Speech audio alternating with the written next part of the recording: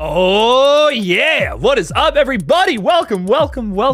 Doing a little Scream 3 watch party today. My name is Alfred, and we're talking a little bit about the Scream franchise. I guess we're not talking today, we're really watching a movie, is what we're actually doing. So welcome on in everybody, welcome. Get seated, get your popcorn and ready and all that good shit right now. Welcome. Tori is with us, the first one in the chat, super excited to watch some Scream 3. What's up my friend? Welcome. Julian is saying first, and what's up, Stinky? Had to say it again. That's all good. Make it a thing, Julian. Thanks for being here, man. Appreciate it. I'm not that stinky today. Significantly less stinkier than last time. Reaper Kid is with us too, saying, what's up? What's up, Reaper Kid? How's it going? Welcome in. Denisha, thanks for being a channel member, my friend. What's up? Welcome in. Jamie Hill is saying hello. Hello, Jamie. How are you? Welcome in. Danny is saying, what up, channel? What up to the whole dang channel? What's up, Danny? How's it going? Welcome in, dude. Gunner's with us tonight, too, saying, what if Mean Girl was a thriller about Katie who finds out that the plastics are cold murderers who kill their classmates? You got to call up Michael Kennedy about that. He would love that idea, is what it sounds like to me. Welcome in, man. Batty, what's up, Batty? Saying, hey, what up? What up? You want to watch a little Scream 3 tonight? I'm excited for it. Oh, Movies in Full is saying, hey, so happy to be here. Missed last week's watch on replays today. Well, I'm glad you're here live now. Movies in Full. Thanks for being here with us. Appreciate you. Welcome in. Jamie saying the Scream franchise is one of my favorites. I love it. It's always a good, like, if you just need something at the end of the night, you know, just, I need something to watch that's going to be good, that's going to be enjoyable, put on a Scream film. It's always going to be good, no matter what mood you're in. Sarah Campbell, what's up, Sarah? How's it going? Thanks for being here. Thanks for being a channel member. I appreciate ya. Thanks for hanging out. What's up? Kyle Scumberg is saying, good evening. I can't wait to watch Scream 3 again. You know, this is probably the Scream film I've watched the least, so I'm actually excited to do a rewatch myself. I think it's one of my favorite ones because it's a solo killer, but I still think there is a second killer, but we didn't know about. Interesting. That might have been in the original plans. You know, rumor has it that Angelina was supposed to be one of the killers in this one.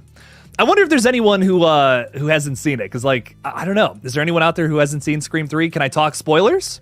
Or is there someone out there who's like, it's my first time watching it? I don't know.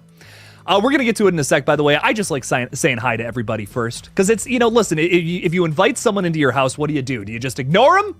No. I say, hey. I say, would you like a Sprite? Not sponsored. I don't know. I wish I could offer you all Sprites, but none of you are in Ohio. Maybe some of you are. I don't know. But HMG Loves God is saying, yo, Jake, what's up? My kids got taken... What? Dear Lord, I'm so sorry, my friend. I don't know what's going on there, but welcome in. Oliver Hardung is saying, hello, I need a massage. I could use a massage myself, man. It's been a stressful week. What's up, dog? Thanks for being a channel member. Thanks for hanging out with us. Greg Bruckner is saying, hi, Jake. Sorry, but I won't be here to watch the movie. I'm really busy, but I hope you have fun. Sorry again. Dude, it's all good. I just appreciate you coming in and saying hi. Means a lot to me, Greg. You can always watch the replay too. There's always going to be that option. Mr. Rick, look at you killing it over here, man. Throwing $10 out there. Thank you so much for the support. Saying, what's up? I can't wait to find out what next watch along is. I decided that if I don't have it on physical media, I would buy it. Hopefully I could do it. You know what? That's a great question. I'm thinking about doing Texas Chainsaw next. Just next up, let's run it. I want to do Scream 4 eventually, Screams 4, 5, and 6. I just don't want to do them all back to back. You know, I feel like we're gonna get screamed out. I don't think this group of people would, but I like to just, you know, toss it up, do some different movies. So we might do Texas Chainsaw Massacre next. That might be fun. I don't know. So if you want to buy that one, there you go. It's gonna be a good place to start. We might do Texas Chainsaw. I was going to commit to a Valentine's Day watch party, but I don't think I can this year now.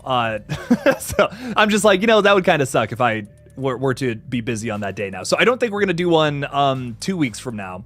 But on the 7th, we'll be doing Texas Chainsaw Massacre, I believe, Mr. Rick. So, dude, thank you so much for the $10. Again, go get yourself a physical copy of that bad boy, because it's a good one to own. It's a killer movie, man. HMG, thank you so much, my friend. I'm your favorite YouTuber. Like, out of all of them, me? My stinky ass? Damn, dude. I appreciate it. Ty is with us tonight saying, just want to say hi. See you next week. I don't like Scream 3. Entirely fair. It's my least favorite, but I still enjoy it. I still think it's a fun one to turn on every now and then, but entirely fair, Ty. Like I said earlier, this is my least watched Scream film, so I'm actually kind of excited to rewatch it, give it another watch. I think I've only seen it like 4 or 5 times, maybe. Showing people it a few times there. Batty is saying, when is The Purge 6 coming out? Great question. It's in the works. James DeMonico is working on it. He's said it's been in the works for a while now. Anthony Jameson is saying, do you think Daffy Duck would make a good Godzilla? Probably not. No, probably not, Anthony, but a very interesting question nonetheless. Welcome in. Mr. Rick is gifted a KillJoy Jake membership as well. Mr. Rick, you are the MVP of this stream. Thank you, my friend, for the support. And whoever got it, welcome to the fold. You'll be able to vote in this week's Versus poll for whatever the heck is going on with that. Scream 6 versus Halloween Kills. Which one do you think is better? It'll be announced next Monday, what the community decides. So go check that out. Mr. Rick, thanks for the support, man. Appreciate that. Rye Shy Guy is saying, hey, Jake, hope everyone enjoys the watch party. Can't stay long, head into a screening of Abigail. Ooh, you're seeing that one early? Very nice. I hope you enjoy, my friend. No spoilers in the chat, though. I don't think I'm going to be able to see it for a couple of months here, but I'm excited. Enjoy, my friend. Enjoy. Alex19881 is saying the original plan was for Stu Macher to be in Scream 3. He was going to be in prison, leading a cult of Ghostface killers. What is confirmed about the original plans for Scream 3 is my dude Kevin Williamson wanted to have a cult of ghost faces. The Stu thing, I don't know if that's confirmed or not, if I'm being completely honest. What I know about Scream 3, though, is the big reveal at the end was that a lot of the characters that had died throughout the entire film would come back at the end. Like, they would wake up. It was going to take place in Woodsboro and shit, too. They were going to wake up. It was going to be this big cult of Stab fans that all were the killer. I'm not 100% sure actually where the Stu thing comes from. I've read into it recently to talk about it on this stream, and I have yet to come across something that says that Stu Macher was actually going to come back in 3. Although we do hear a lot of people talking about that. I do know the cult of Ghostface thing. That's for real though. It was like this cult of fans who loved the Stab movies, who were killing everybody and trying to get Sidney out of hiding. It was going to take place in Woodsboro too, which is something I just learned. I was like, oh, no way. Not Hollywood. That was an Aaron Kruger invention, who writes this movie opposed to Kevin Williamson. Lots of interesting stuff here, man. Ashley S, thanks for being a channel member, my friend. What's up? Welcome in. We're gonna get Scream 3 going here in just a couple of minutes. Just want to say hi to a few more people. The Supreme Coven is saying, hey everyone. What's up? Welcome in. All right. Do a Saw marathon? Dude, absolutely, man. Yeah. Oh, I would be so down for Saw. That would be fun. Maybe leading up to 11, we'll do that later on in the year. That'd be a lot of fun, dude. Michael is also stating he stated he got paid. He did. Yeah, no, he did get paid for Scream 3, even though the movie was just based off of his notes. A lot of those were thrown out too, which I think kind of sucks. Aaron Kruger was like, I'll use some of this, but not all of it. A lot of that too was because of the studio being like, hey, we got to make this movie fun and silly for some reason. Well, not for some reason. There's a specific thing, but I don't want to really get into all of that. Not here. I guess this would be the place to do it, right? It was all because of Columbine, but I feel like if I talk any more about that, YouTube's just going to be like, shut the heck up, Jake. Don't be talking about all that crazy shit. All right, ladies and gentlemen, I think we're going to get into it. Let's run it. Let's run this shit. Here we go. Bam. All right, so we're going to be starting the movie here in just a couple of minutes. Everyone get ready, because once I hit this timer, it's going. We're not stopping. We're not going back. I'm going to give everyone like a minute or so. Last time, we had a few people come in like last minute who were like, wait a minute, oh my God, I just missed it. I just missed the buzzer. So I want to give everyone a minute just to get ready, get settled. And then we're going to get to it. We're going to get this bad boy on the road. Get the show on the road, I should say. Johnny's throwing 5 out there, man. Johnny, thank you so much for the support, man. I really appreciate you. Great to have you back. Do you remember the days where you had just horror films instead of Friends? Feels like yesterday. Oh, man. What a time to be alive. I used to have this rather cringe saying I would do at the beginning of these videos where I'd be like, instead of having friends, I have horror movies. But then I gained a lot of friends through doing this. So I can't really say that anymore. It's simply not true anymore. I'm very fortunate to have a lot of friends on here. You guys are the best. So I'm very thankful for it. Very, very thankful for the friendship, kinship, all kinds of ships that have happened through this channel. I'm very thankful, eternally grateful for it. Something that will truly be a highlight of my entire life. So Johnny, I greatly appreciate it, not only from you, but the rest of the wonderful people in the chat tonight. So thank you for the support, man. Looking forward to Scream 3 too. Hell yeah, dude. I'm excited. We're gonna get this thing on the road. Look at this. Paul is already ready. I have the movie on pause. It just got into my room. Badass. All right, ladies and gentlemen, let's get this show on the road. Here we go.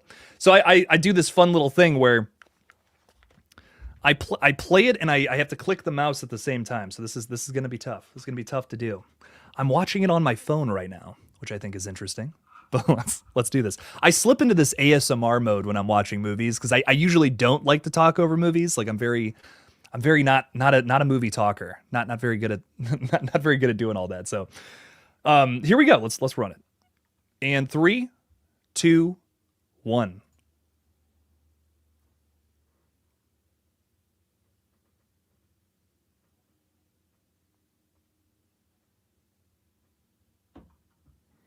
I have ads. Fun fact, everybody. I totally forgot to do the ads thing beforehand.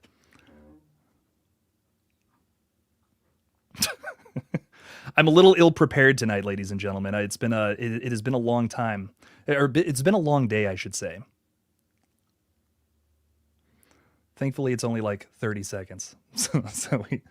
Oh no, this is far beyond. I'm so sorry, ladies and gentlemen. We're gonna have to restart this just real quick.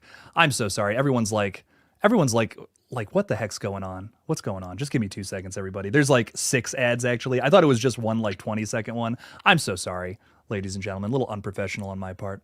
We'll get this thing going in just 2 seconds. Usually have this ready. Denisha, we're waiting. We're starting back. Okay, because Jake fucked up too. So welcome in. Appreciate you, Denisha. I like Scream and Ice Cream is saying kind of unrelated, but can't wait to go see T3 in theaters. Terrifier, not the scrappy Terminator sequel. I'm very excited for Terminator 3 as well. No, I'm kidding. I'm messing with you, man. No, Terrifier 3 is going to be awesome. I can't wait. It is going to be great.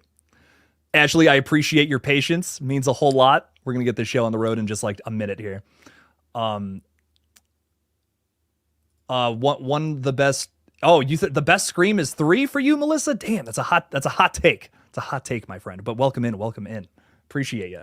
Appreciate for hanging out.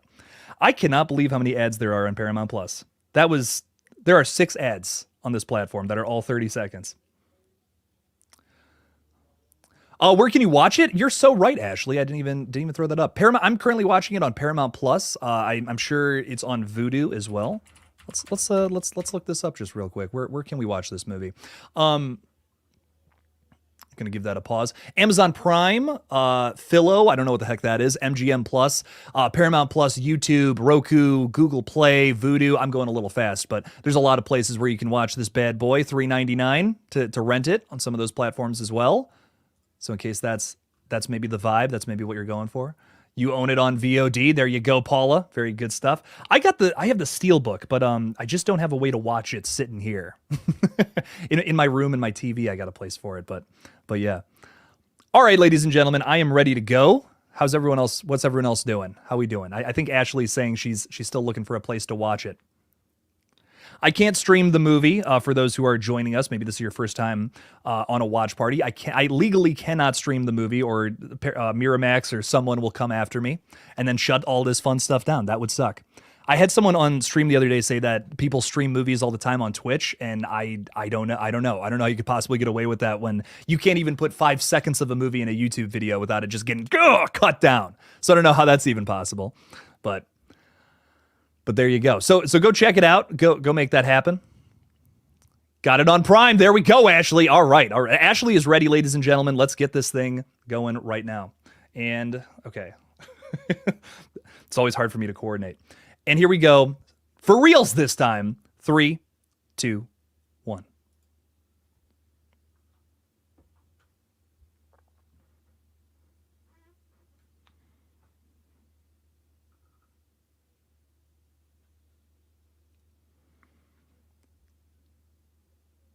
That Dimension logo, it hits hard. It really does. You know, I remember a lot of the horror movies I used to watch back in the day were all from Dimension. A lot of the ones I liked growing up.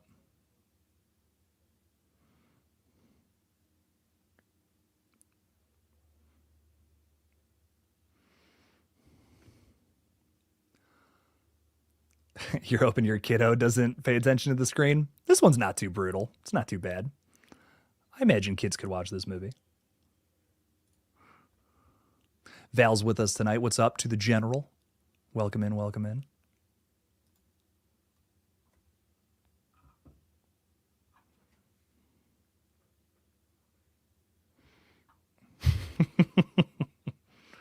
Gotta love Cotton Weary. What a jerk. What's up, Hassan? Welcome in. Welcome in. Hi, hi, hi.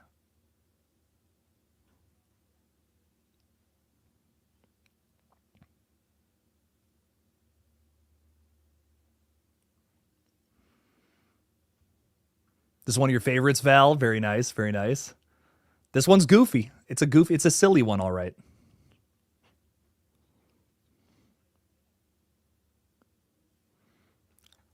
I'm talking to Cotton Weary.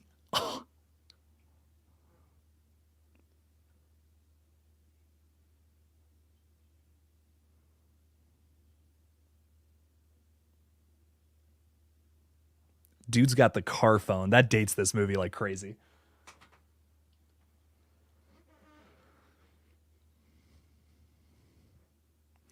Opening scene's pretty good, not as good as two. Yeah, it's, I really like the opening scene in the assembly cut better. I did a whole video on that a little while ago. I personally think it was a much better cut than what we actually got in the movie.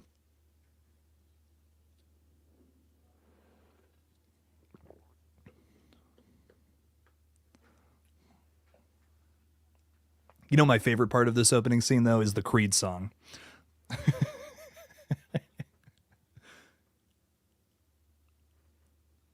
What if? Oh, before watching this, you didn't even know car phones were a thing? Oh, yeah, dude. Watch a bunch of like 90s and late 80s movies. It's in there. It's crazy. It's funny stuff.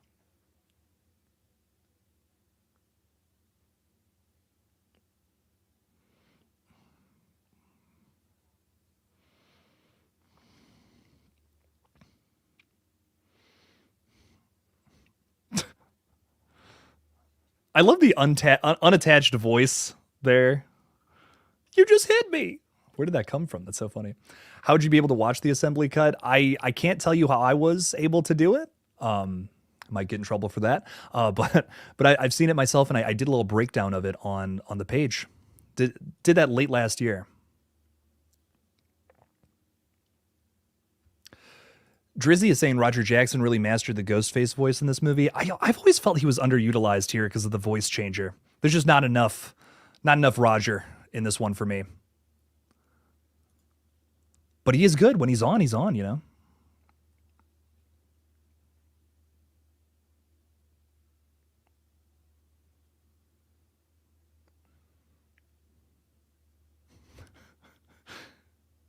She's doing a Squidward there.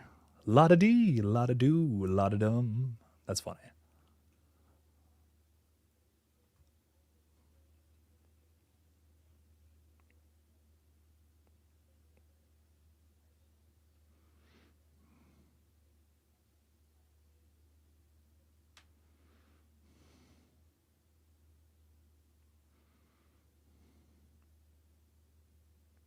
Biggest difference in the assembly cut is you don't see Christine, and you don't even know if she's the one on the phone or not. And I think that just builds the tension a little better, personally.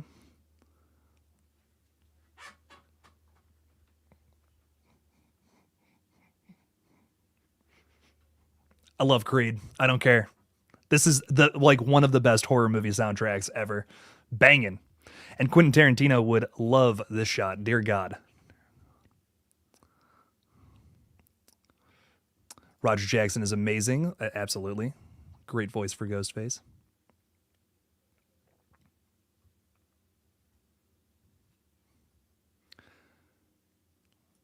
Jump scares just jumping into. What's up? What's up? Welcome in. Welcome in.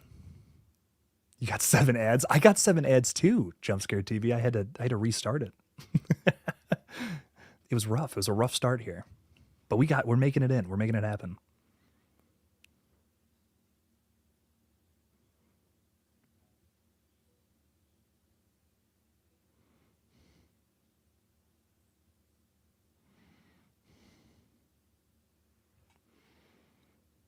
Scream 3 is the best soundtrack. Absolutely. Oh, dude, without a doubt. Without a doubt, Derek.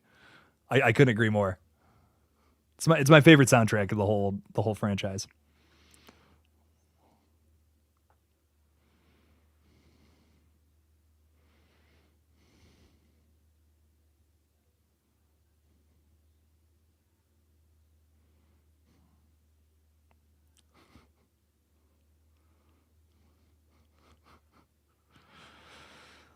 You know, that line really makes me, with Cotton screaming at Christine there. Obviously, it's not Cotton, but it makes me wish we had gotten some version of Scream 3 or one of these earlier Scream movies where Cotton had actually become the killer.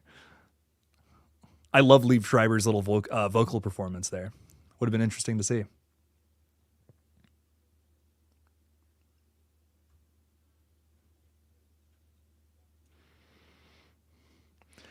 But I think his fate here is deserved, to say the least. After what happened in 2.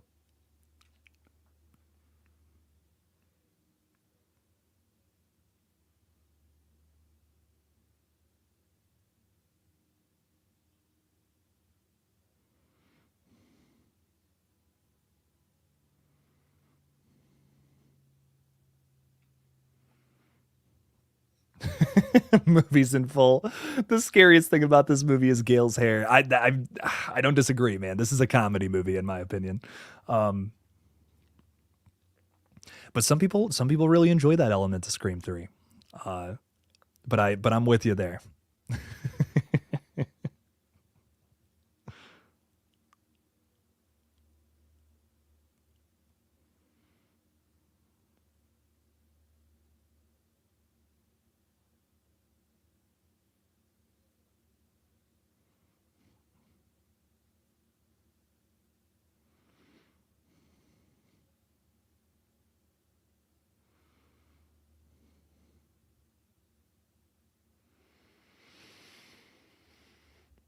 Drizzy is asking, can you tell us the changes you'd make in the movie as we go along? I did that in Scream during the Scream 2 one, so I'll probably do that here as well.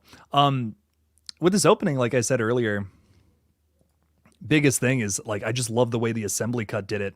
They led you to believe that Cotton was on the phone with Christine the entire time, but he was not. He was talking to someone with a voice changer, and I thought that was just a really nice cop out, a really good way to introduce Ghostface's new weapon here.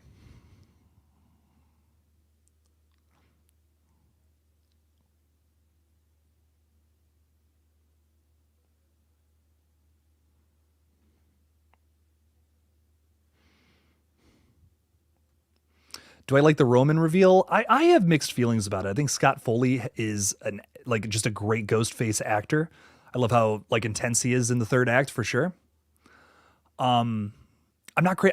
I hate his motive. I don't like it at all. It's soap opera. It's secret. I don't know. Secret Brothers. That's just it's a cop out for me personally. I'm just not crazy about it. It doesn't add anything to the first movie either. It just makes this movie exist. That's all it does. It's a little cheap in my opinion.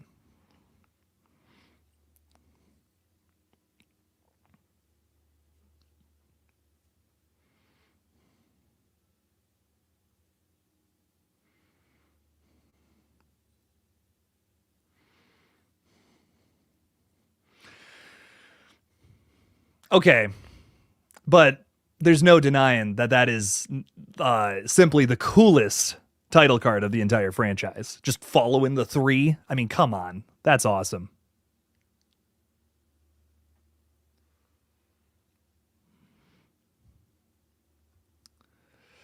Bobby G is saying Ghostface has some pretty advanced tech with the voice changer. I agree. A lot of people like to argue me on this, but that technology did not exist at the time. So this is the only Scream movie that exists outside of the bounds of reality for that kind of for that reason and many others. But still it's interesting nonetheless. It's a different take, and I appreciate it for that. I just don't think a lot of the commentary works because of that element. But if you ignore all the commentary, it's fun for what it is. It's a fun little goofy slasher.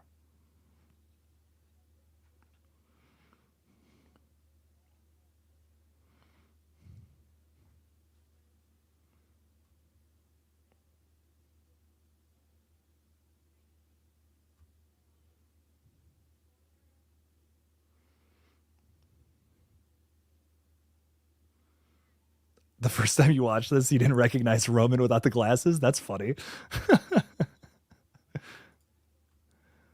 Yeah, we don't see much of Roman before his reveal too. Wish we would have. Wish he was like in the group a bit more.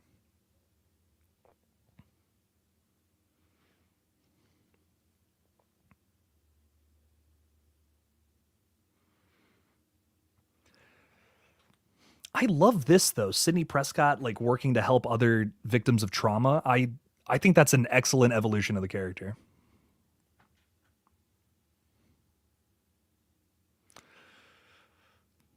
And there's those bangs.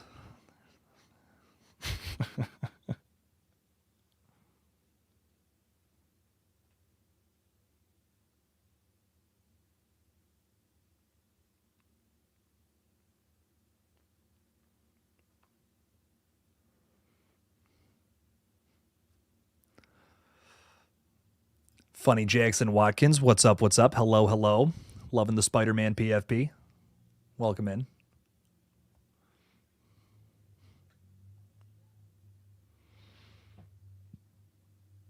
We're watching a little Scream 3 if you want to jump in. You're subscribed? Hell yeah, dude. I appreciate that. Thank you. We're 12 minutes into Scream 3. Hop on in. Be a fun time. Jackson Watkins.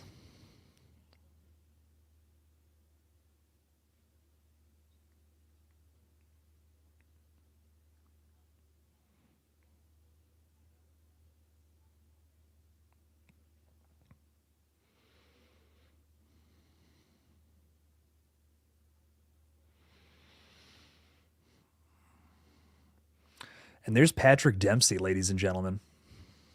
We might get him back in Scream 7. Would be cool for him to come back, for sure. Love his character here, too. Bit of a red herring as well.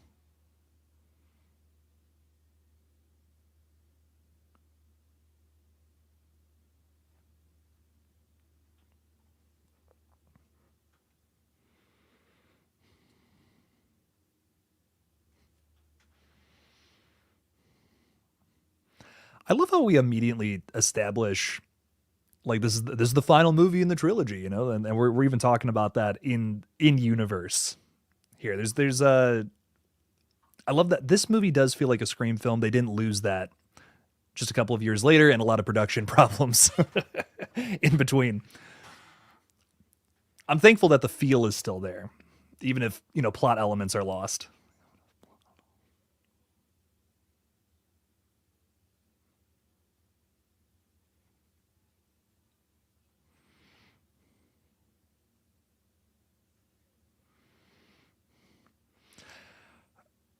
And a different version of Red Right Hand too. I don't know if you guys have ever heard the alternate version on the Scream 2 soundtrack. I don't believe they used it for the movie, but it's awesome. It's like one of my favorite versions of it. It's got this it's like spooky drum track to it. I love it.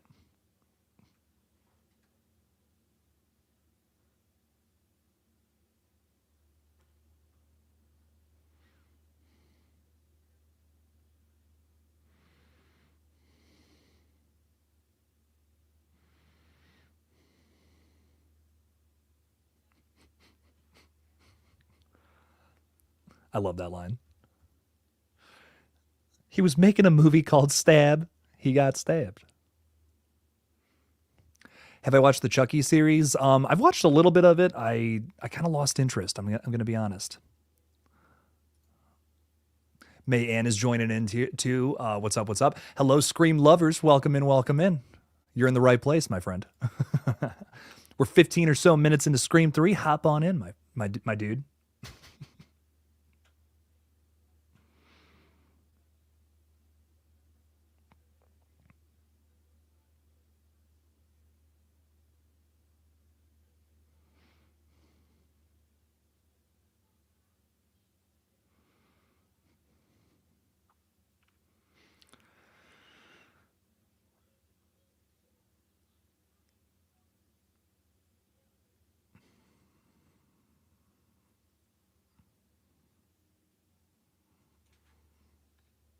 I've honestly never been crazy about these side characters. I don't know. Maybe that's just me.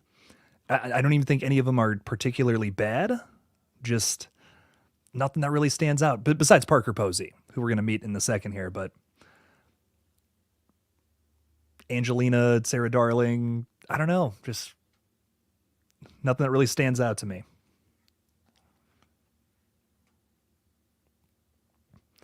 You gotta love that yellow pantsuit, though. Dear God. Ketchup and mustard.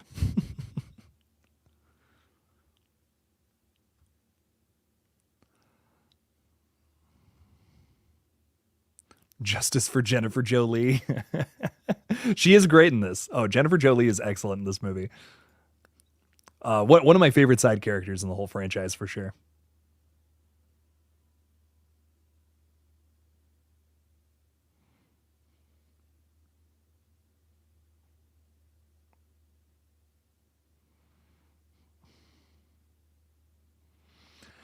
Parker Posey is fantastic too, not just in this movie, but she's also in this really bizarre film called Beau's Afraid. I recommend it, but not for the faint of heart.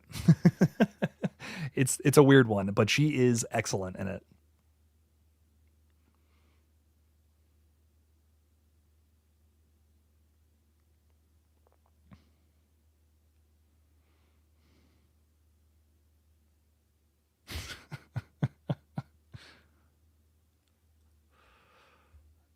Yellow pantsuit Gale was legendary. Not gonna lie, I feel it, dude. I feel it, man.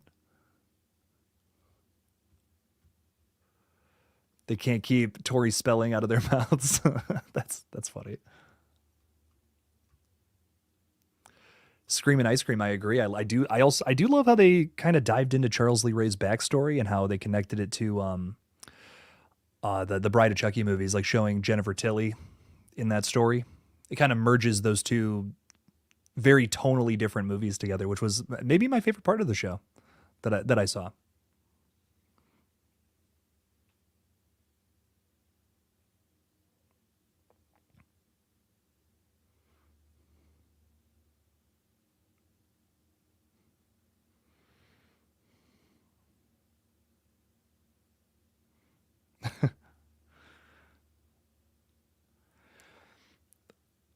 That is that's the thing about that scene. Tom is great there, and then I feel like he's just kind of forgettable the rest of the movie.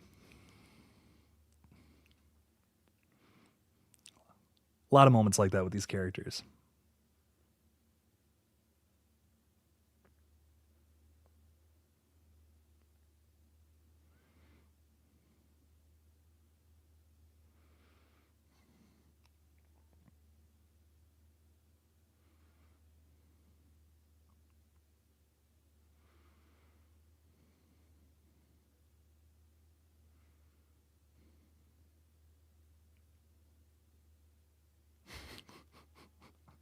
No press on set.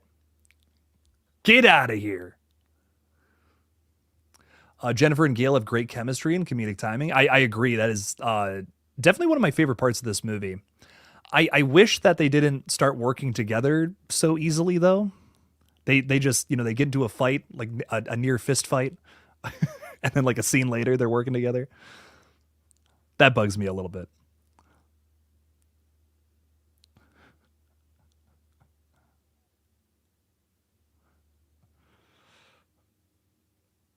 And Jade's Silent Bob, like, what? What's really funny about that is that technically puts the Scream universe in the Askewniverse, which is like a lot of Kevin Smith movies. So Dogma is canon to this, is basically what I'm saying, if you guys have seen that movie.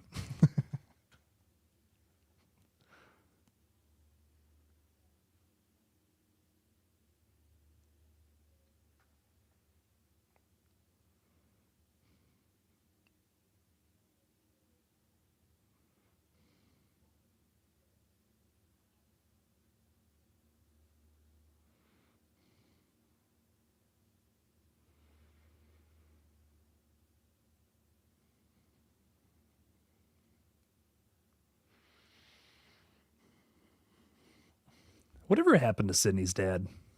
Just kind of disappears after this one. Did they ever like am I just forgetting that? Am I just forgetting that did he die off screen or something? Jumpscare TV is saying the house blowing up. Yeah, it's pretty wild.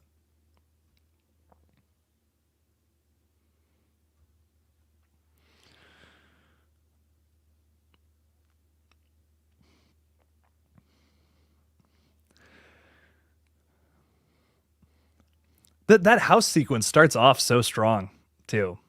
Man, I everything with stone is a lot of fun, but you get to the end of that and you're just like, what is even happening at this point? Um, Movies in Full is saying I watched Sick for the first time today. Kevin Williamson really just said copy and paste, just changed the font. Yeah, they really borrow from the Scream movies. Same twist from 2 and everything. It was weird. Sick is it's a bit of a frustrating movie for sure.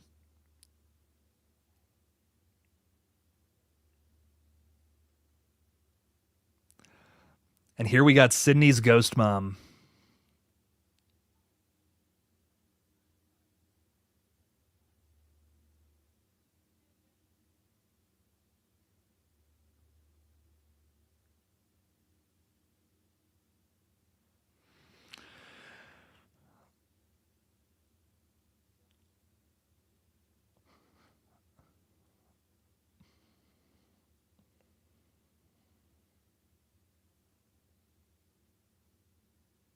I've seen this movie like 6 times now, I want to say, and I still don't know what the point of that sequence is.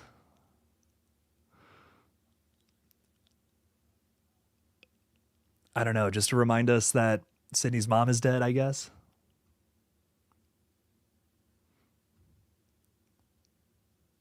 This part scared the hell out of you as a kid. That's really funny.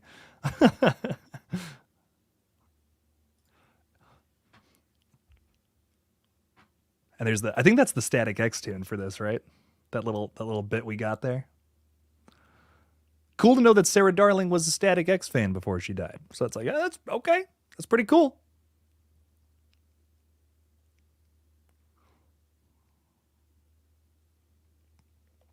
This is maybe my favorite sequence of the whole film, too. I love this entire scene.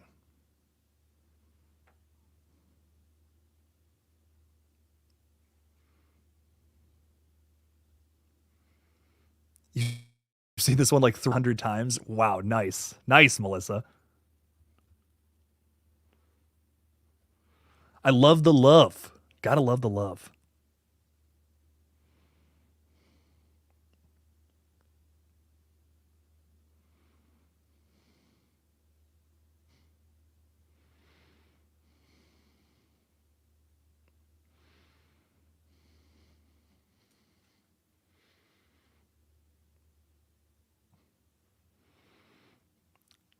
So many cameos in this movie, too. There's so many, just across the board. And someone, to reply to what someone was saying earlier, Wes Craven is in the background of that scene from earlier with um, Jay and Silent Bob. He's like, I think he's like one of the guys with like a camera or something, if I'm remembering correctly. What is Drizzy saying here? Wasn't there an alternate version of the scene? I believe it was a POV shot of someone watching her go in the studio. Um, yeah, in the assembly cut for this film, there's this crazy like long super wide shot that like it zooms in on the studio from super far away or something, and I think that's what it is. What you're talking about there, you see her pulling up or something. I see why it was cut. It's a very experimental shot, but it was cool. It was cool. It really stood out.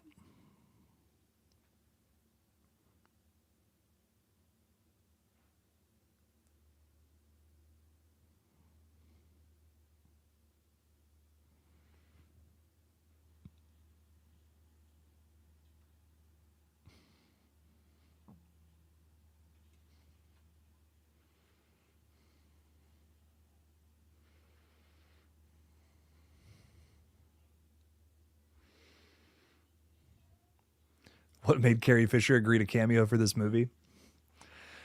Dude, Scream was huge in the late '90s, man. I mean, there's a lot of people begging to be in these movies. I mean, oh my god, like I would even care what the script was if they were like, dude, come hang out on set, be in the movie for a scene. I'd be like, yeah, let's do it. It's Scream, you know. It's like let's go, let's make this happen.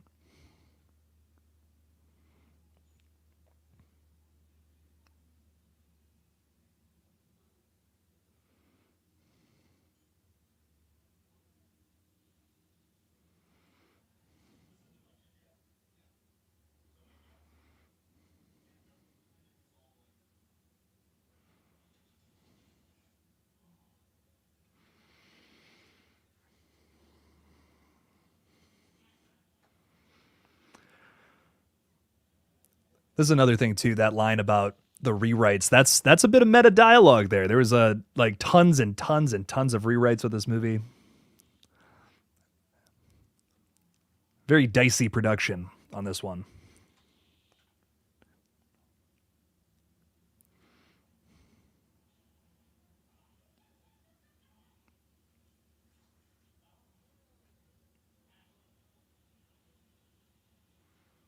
This part is so good. I agree. This is maybe my favorite chase of the whole movie. Maybe my favorite chase and kill.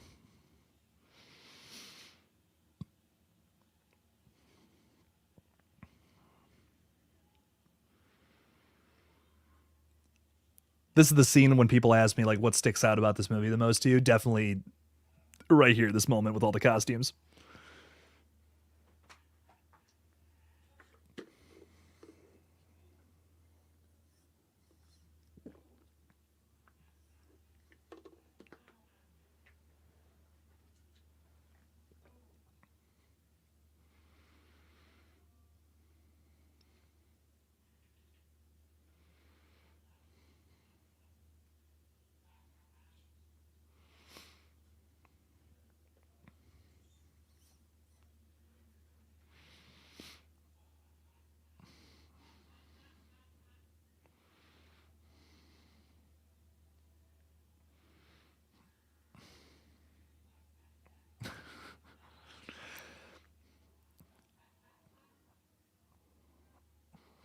I love this scene with all the fake weapons too. Like that's so funny.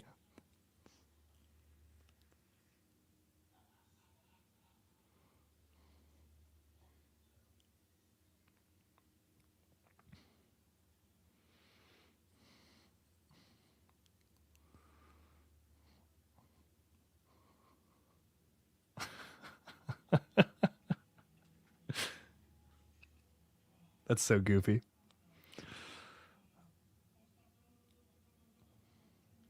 And you gotta love the cheesy romance between Gale and Dewey.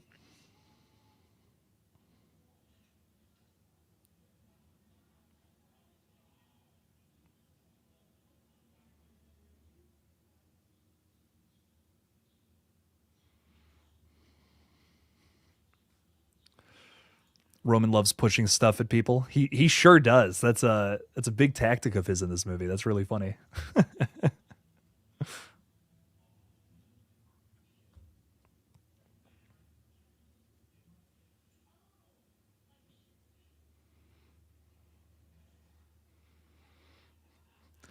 I do love the casual Diane Sawyer name drop again here. That's really funny. A little callback to the last movie, if you will.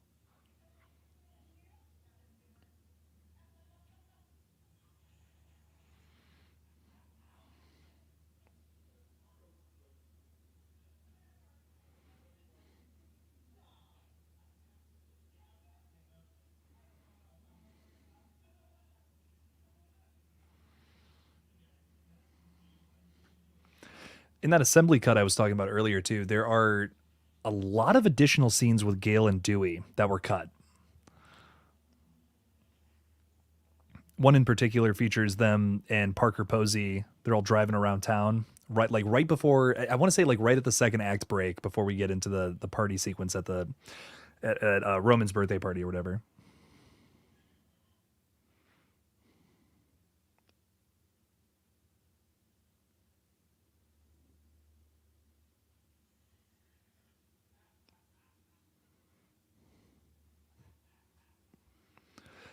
Villain killing Dylan, what's up, man? No way I'm late to this party. It's okay. We're only 30 minutes into it. Hop on in.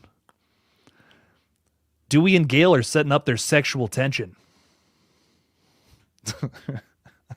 which is probably a weird thing to say to someone just hopping in. But welcome, welcome, welcome. Movies in full is saying I love at the end of this where Sydney and Roman are just screaming at each other. True siblings right there. That's really funny.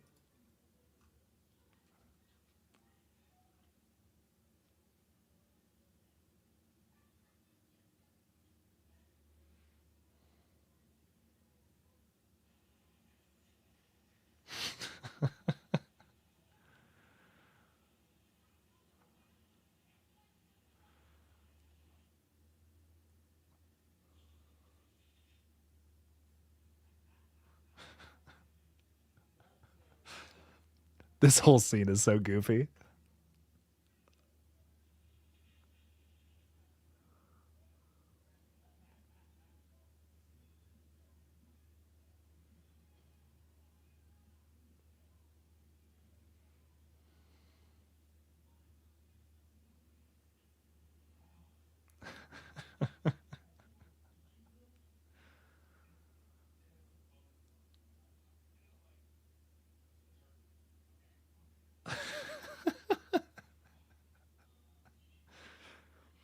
Dude, she just like, dude just picks her up. Like she has to be consoled or something. That's so funny.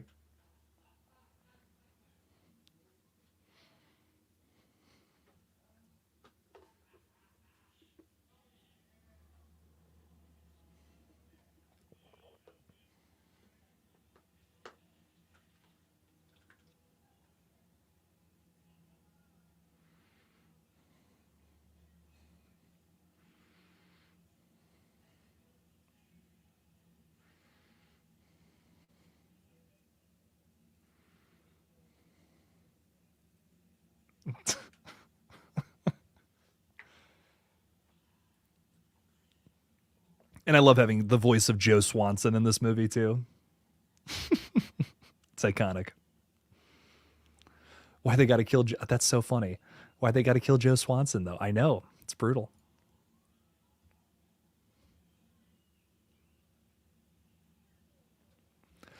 Luddy, what's going on, my friend? How's it going? Welcome in, welcome in.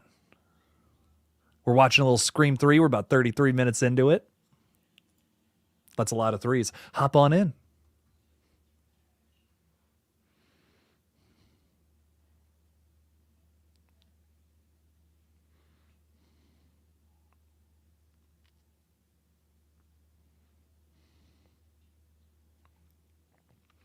Oh my God, we got a bunch of new people coming in. What's up? What's up? Retroactive, how's it going? Mr. Jake, what's up? What's up? Welcome in.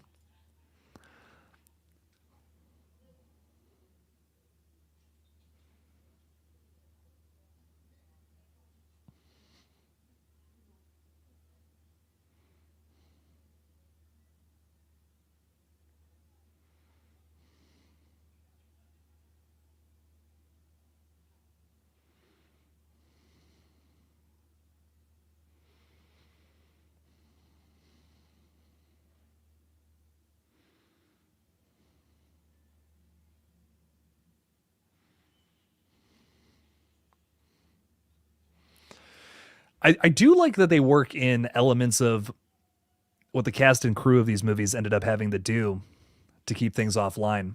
Like they actually, I love that they work that into the script. I think that's actually a lot of fun.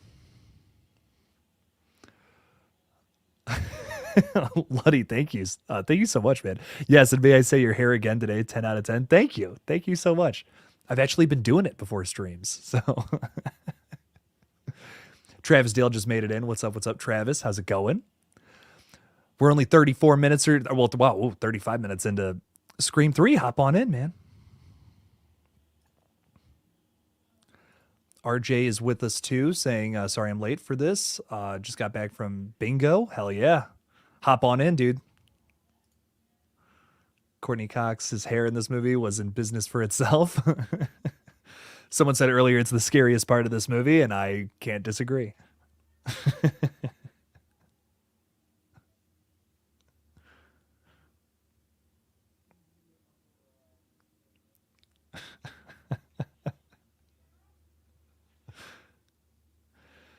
Yeah, speaking of which, Mr. Rick, that sidekick cop does have a lot of really funny lines. He's really hamming it up in this movie, you know?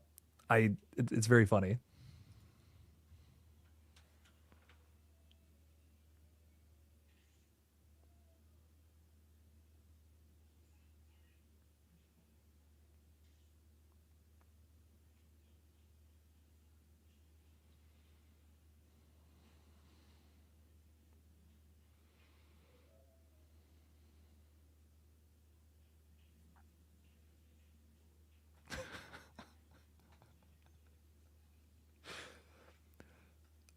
I don't know why that makes me laugh every time I hear it, but when she's like, "Oh, oh no, I killed someone," and then Cindy, all she can say is like, "Are you sure?" That just cracks me up. Who would try so hard to not leak the ending of a movie called Stab? Wait, what? Who would not let the ending of a movie called Stab 3 get leaked? It's not Endgame or something like that. Well, it's meta to the actual films because the ending to Scream 2 ended up getting leaked, which resulted them having to change it. You might remember too that the ending of Scream 6 got leaked before it came out and it was all online. Thankfully I was able to avoid it, but my god, that was a whole thing. Twins Freeman, what's up, what's up? Howdy hey. Welcome in, welcome in. Jump into Scream 3 with us, dog. I always diss this movie, but it's aight. I do too. I have a love-hate relationship with it. It might be goofy. I might not be able to take it seriously, but it is a fun watch. It is fun for what it is.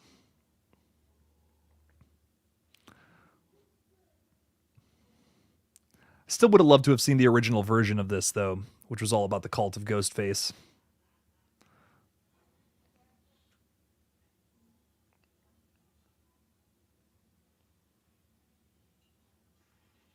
But there's no denying, ooh, soundtrack of this one is banging.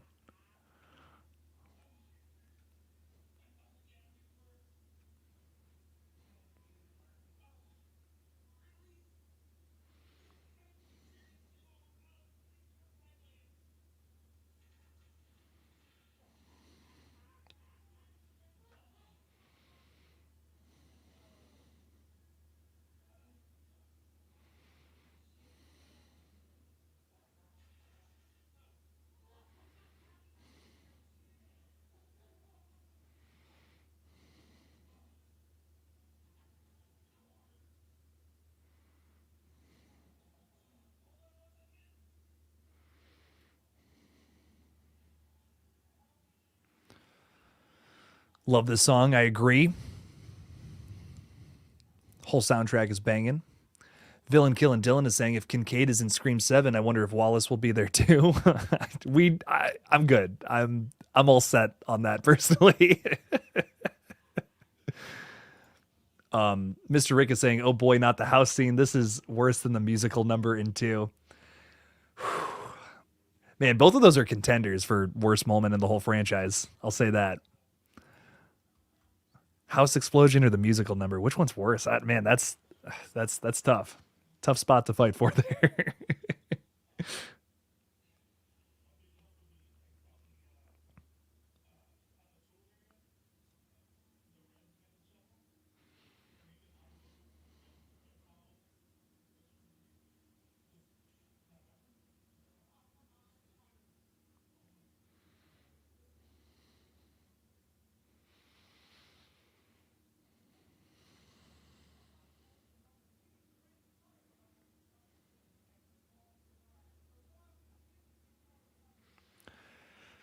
Am I the only one who thinks that photo looks photoshopped? Like I know that that wasn't shit they had back then, but I don't know. There's just something about it. It looks fake. Don't even know how to explain it, but yeah.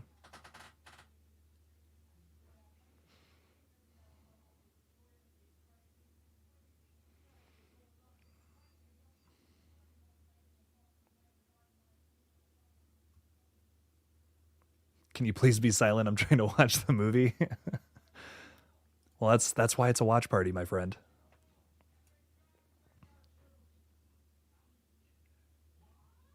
If I was silent the whole time, I wouldn't really be doing nothing up here, you know?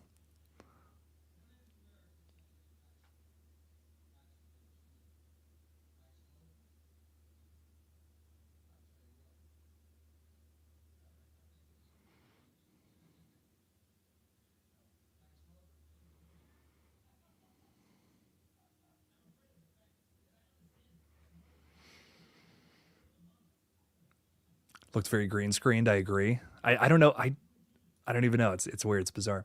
Luddy is saying the voice changer in this movie was a cool twist, but turned horrible because there was zero explanation how or who made it. I agree. 5 and 6 loved the voice module in the costume, but wanted explanations also. Yeah, I wish we would have gotten something about why our ghost faces were using technology.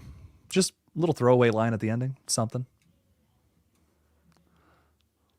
Maybe one of the characters was like I don't know, in college working on tech or something. Something like a throwaway line like that would have been nice.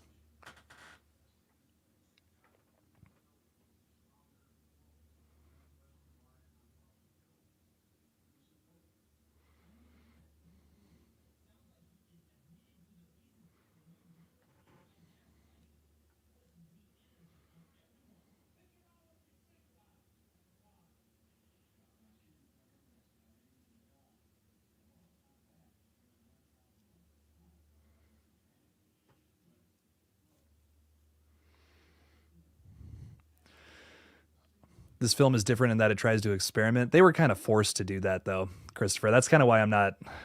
I don't know. I don't really. I see it less as experimentation. I see it as them trying to get around what the studio wanted for this movie, which is I think why a lot of it doesn't work for me. They wanted less blood and less guts and more just goofiness to lean into, which Wes Craven, a lot of the people behind the scenes were not very happy about.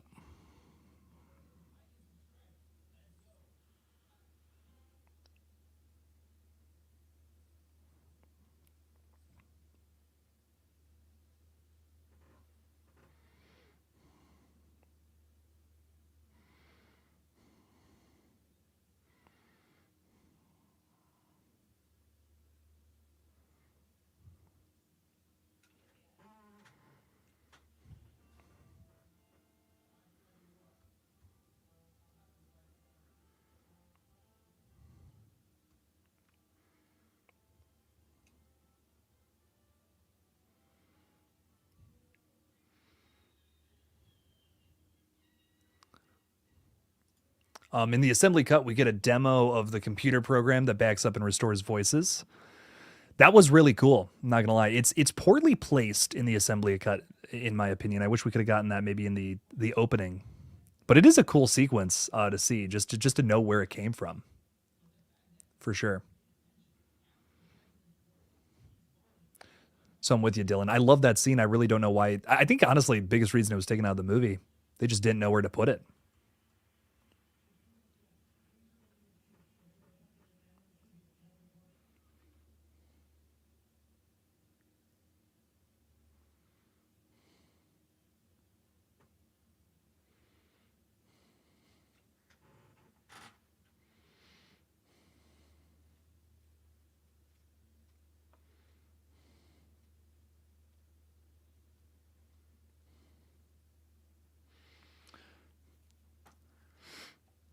So no one's smelling the gas, huh?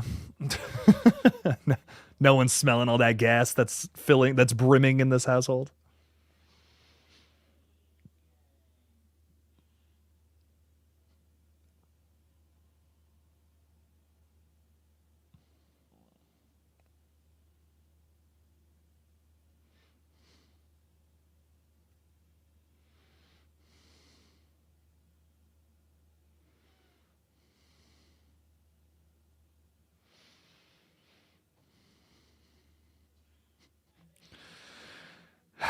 This man, this scene is rough.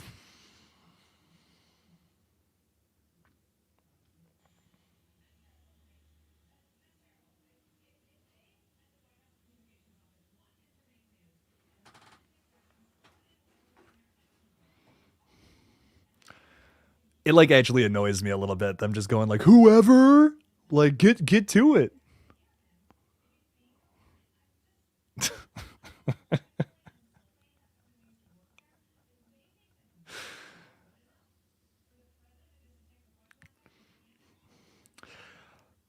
It is a pretty impressive explosion. I'll give it that. I believe they did that with a smaller scale model of the house, like a miniature.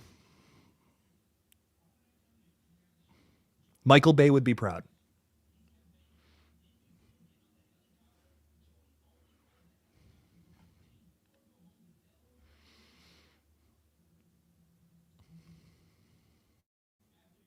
How does she not have a flashlight? Dude, I know. I know, man.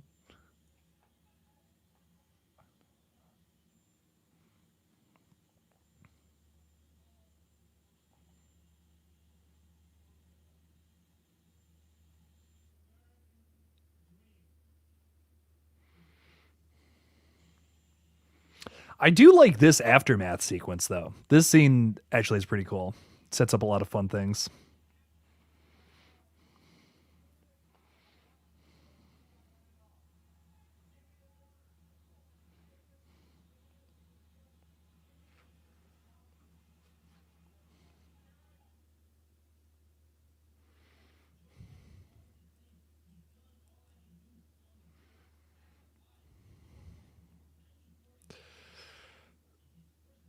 James is asking Jake's thoughts after this rewatch. Sid's the best. Is Sid the best part?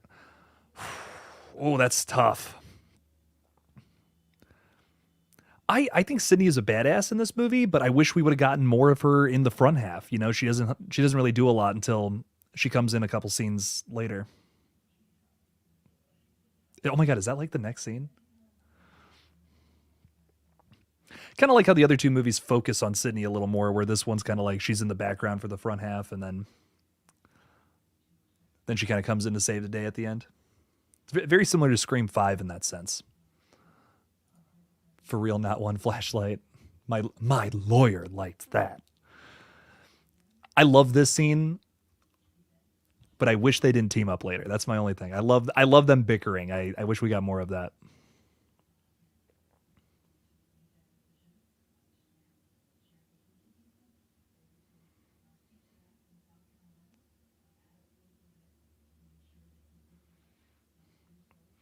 This is another thing that's great about the assembly cut too. Um, in Scream 3, wow, what was I saying? In the assembly cut for Scream 3, Angelina is a much bigger red herring than she already is. There's a lot more additional scenes with her that builds her up as this like, ooh, like really mysterious figure. All the things she had to do to get the Sydney part. Much more to it in the other version of this. Jumpscare TV is saying Gail and Dewey carried this movie.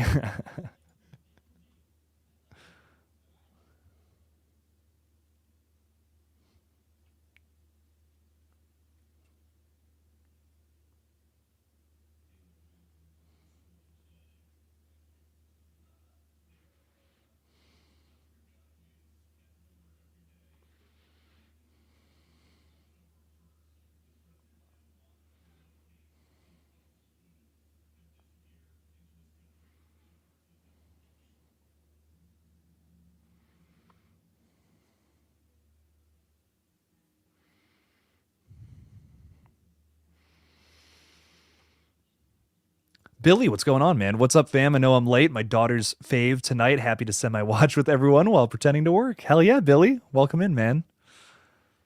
We're 50 or so minutes in, but there's still a lot more to enjoy. So welcome, welcome. Appreciate you. Getting back to the Sydney question from earlier. James is saying I can agree with that. She's in the background in this quite a bit, but she still gives a good performance for this film. She does. No, she absolutely does. Still, without a doubt in my mind, my favorite Sydney performance is in the first one, though, for sure.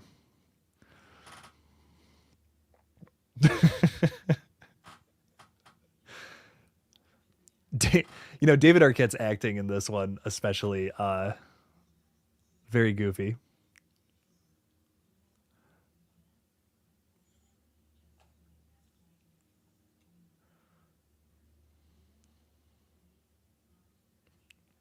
I love that head turn is just cracks me up every time.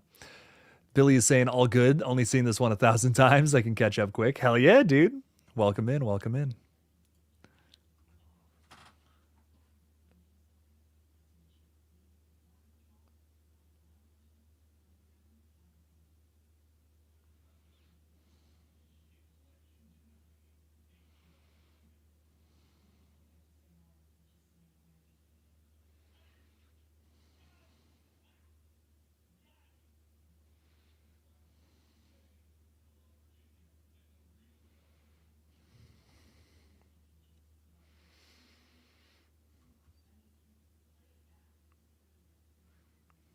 Christopher wants to see Sydney back as the main character. 7 should conclude the core 4 story that began in 5.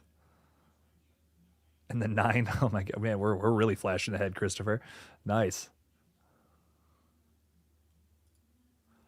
I think Very likely scenario with Seven, if Spyglass is willing to pay Nev Campbell, is that she might be the focal point of it again. We'll just have to see. I feel like the core four storylines are over until a different studio is able to get their hands on the franchise.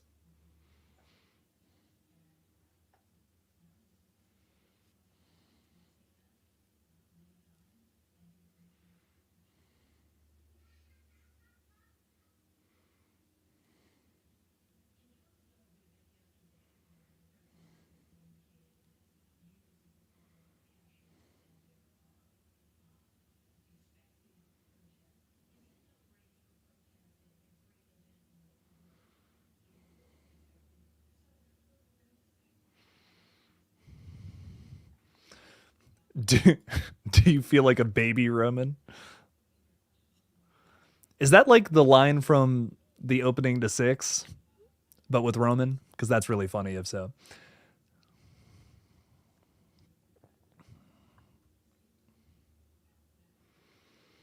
Jump scare saying kind of random, but I don't want Jason Blum to do Scream 7. I think it's really going to come down to whoever directs it for me personally. I think Blumhouse as a studio wouldn't do an awful job with it. I just feel like they're very lenient with whoever they decide to choose to direct or write their projects nowadays, especially. So as long as they get the right people, Blumhouse might not, but I don't think a Blumhouse Scream would be awful as long as they got the right person to do it. That's what it's all going to come down to. Right director, right good writer, all that stuff.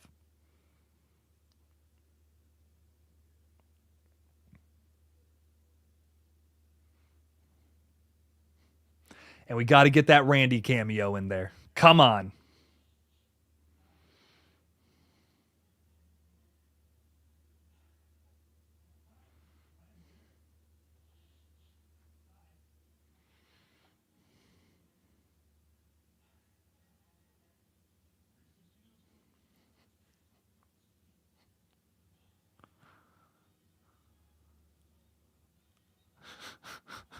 Shit happens, man. When does the 4K version of Red Right Hand come out? Oh man, that's you're gonna be waiting a long time, JJ. you're gonna... I remember Vincent DeSanti from Womp Stomp Films uh, begged me and Matt not to make Blu-rays for the Kickstarter. I really wanted to too, and he was like, "Don't do that." He's like, "Oh, dude, it'll be so much work. It's not worth it."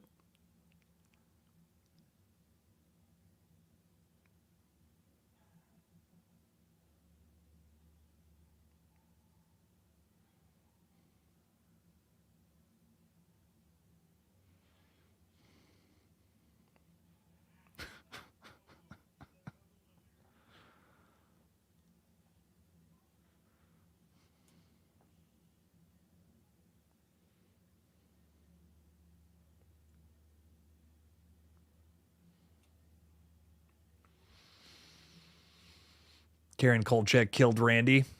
She was the secret ghost face we didn't know about all along. He should have stayed a virgin. That's why he died. That's funny.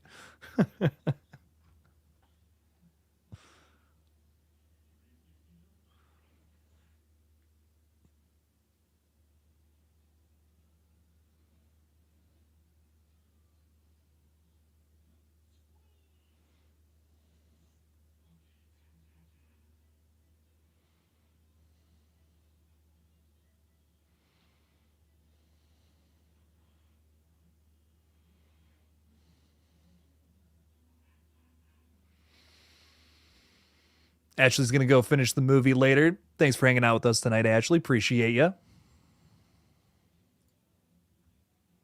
Oh, Paula, you've never seen Reservoir Dogs? Oh my God, that's a 10 out of 10 right there. If you've never seen that, great 10 at like just a genuinely one of the best low budget movies ever made.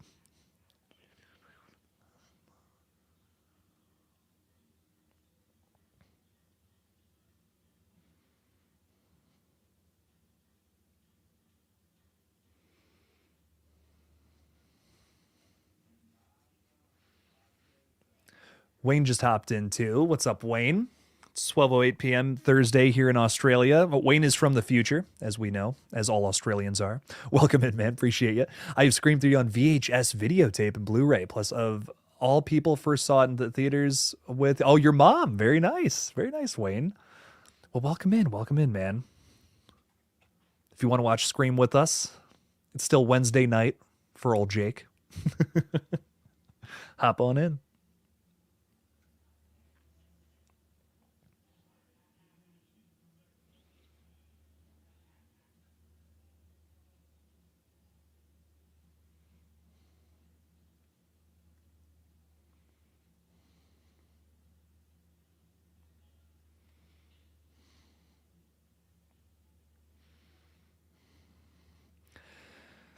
I've always felt this scene would have flowed just a little better if both of these characters ended up going to this place at the same time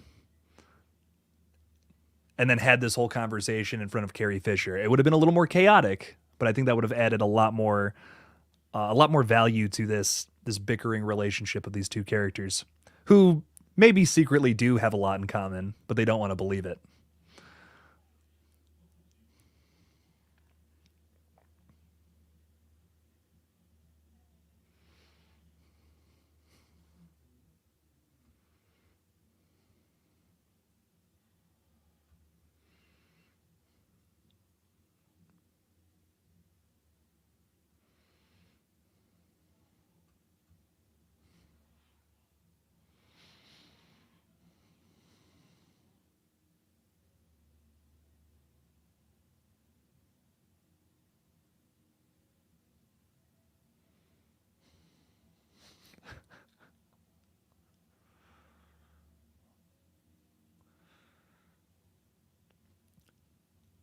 Carrie Fisher is great in this movie.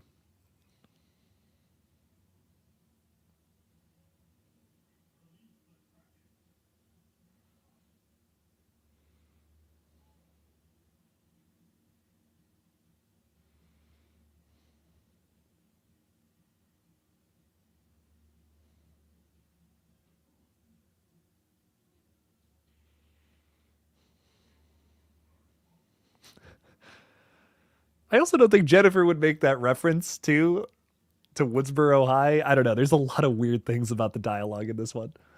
Um, I like these cameos. A lot of fun cameos in this movie for sure.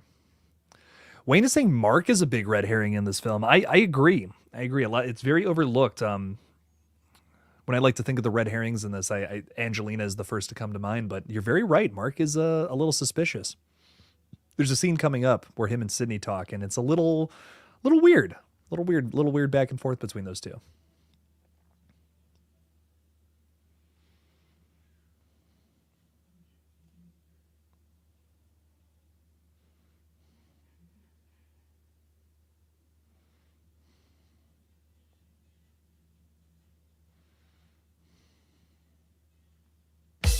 When you're launching a new product with a tight deadline, 2 weeks? Grammarly's tone suggests.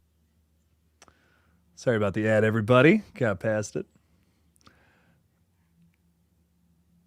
Parker Posey wants to come back to the franchise.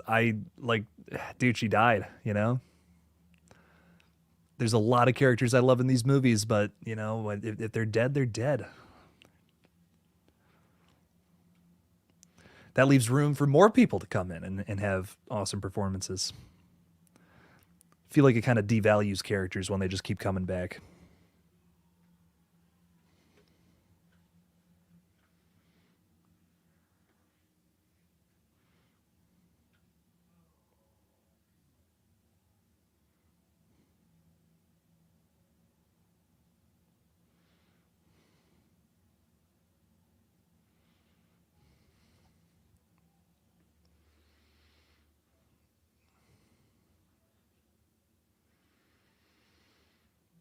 Movies in Full is saying to think that if John Milton wasn't such a disgusting human being, none of this would have happened. A lot of commentary. A lot of commentary on what was going on in real Hollywood here, too.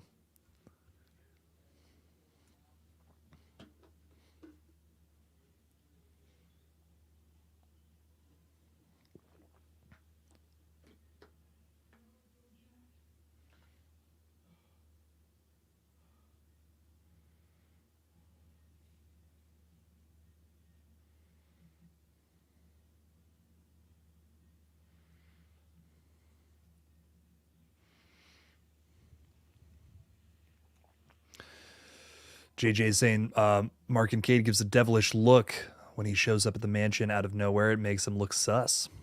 It does. There's a lot of moments in the dialogue too between him and Sydney that gives him this weird vibe. I think he's just flirting with her, but on first watch, that's not what you're thinking about.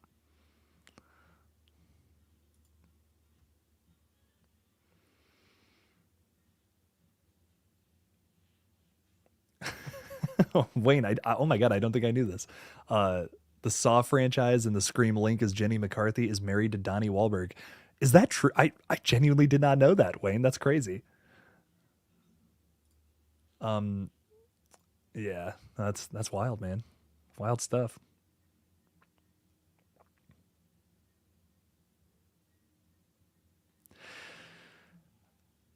This is another question I have.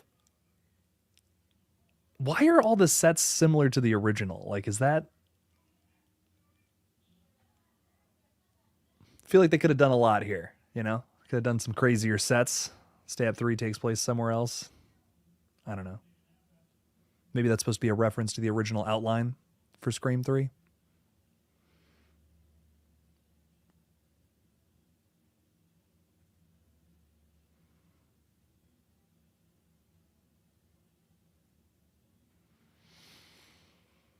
James is talking about, yeah, how Columbine heavily affected this movie.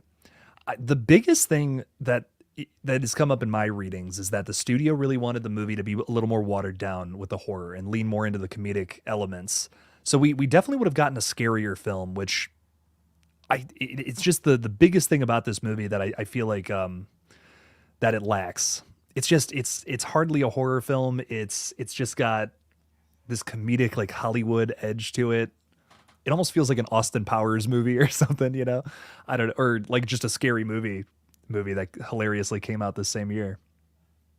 So I think that's what takes it out for me. I wish there was some scarier moments for sure.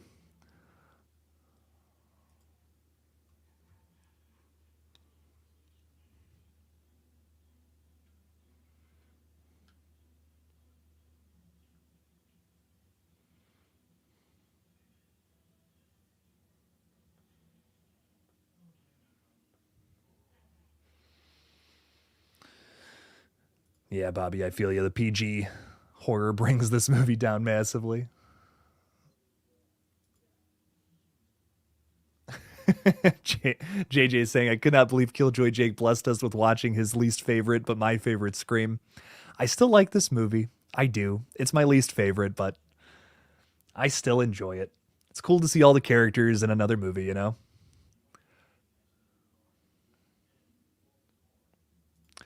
It's plush. Welcome in, my friend. So it's counting this exactly where I'm at in the movie, so you can follow along with us. I can't stream the movie legally, or someone will come after me and be like, Jake, don't do none of that. They'll punch me in the face if I were to stream the movie. That would be bad. So watch along with us at home. We're about an hour and 5 minutes into it.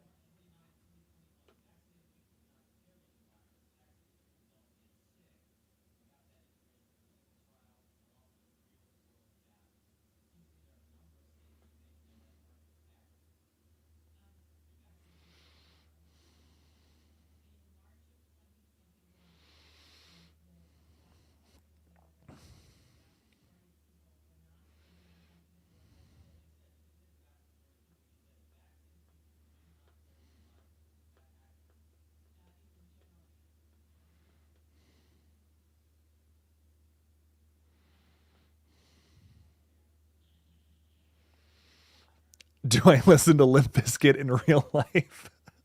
That's such a good question. I, there is some Limp Bizkit that I really like. Some of it's a little too goofy for me, though, is what I will say. Um, I think that's part of why I decided to make fun of them a little bit in my fan film. I think Fred Durst is just a silly little fella.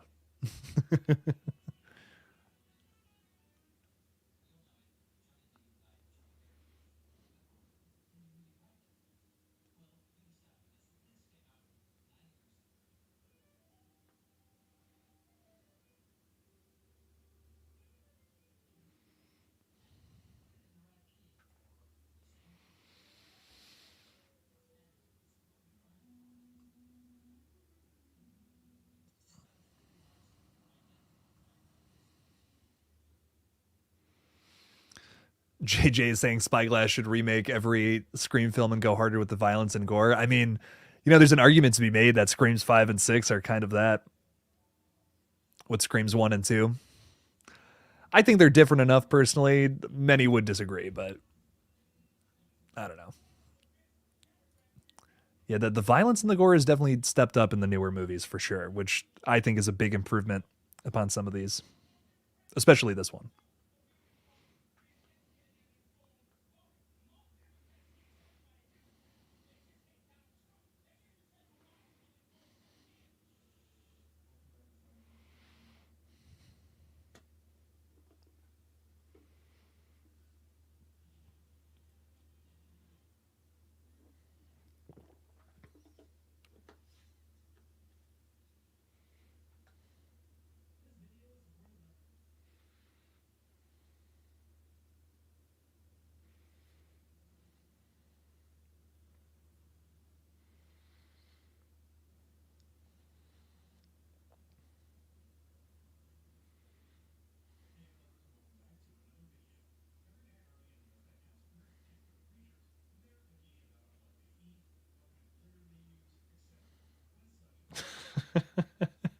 I do like that scene though.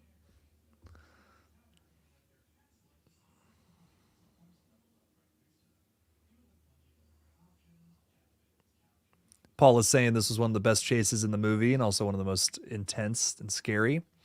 It's cool that we get to see and hear voices from the past too. Little Billy and Stu lines in there.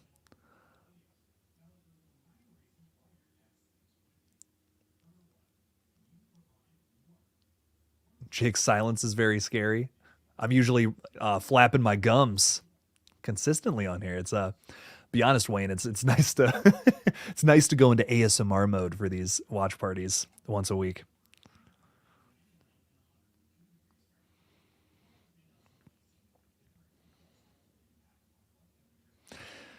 There won't be a live stream on Friday, by the way, which is why we were able to go live with Craven yesterday. Got a bit of a busy rest of the week.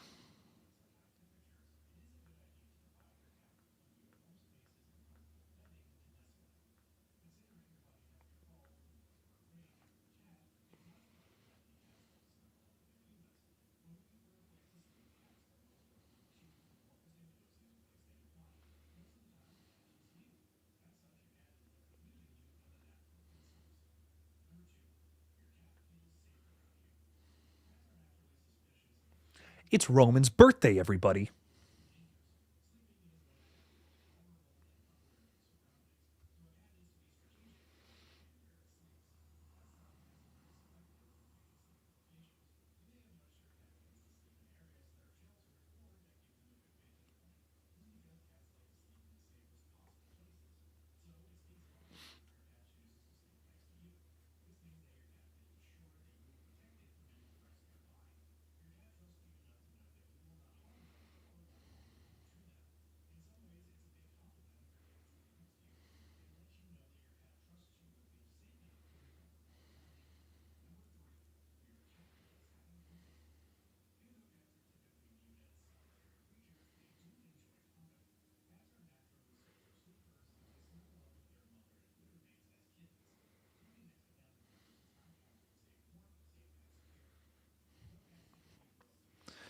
Might be an unpopular opinion, but I really like Roman as a killer. Scott Foley's performance. My favorite part about Roman is definitely his performance at the end. I really like that. I just think his motive's kind of dumb. It's very soap opera e for me. I also think like, you know, if we're gonna do stuff that affects the original film, have it affect the original film. It doesn't affect it at all. You know, Roman having set up Billy and Stu this whole time, it doesn't add anything to the original movie, which I think kind of sucks. If you're gonna go that route and basically step into prequel territory, do something with it. Make it worth it.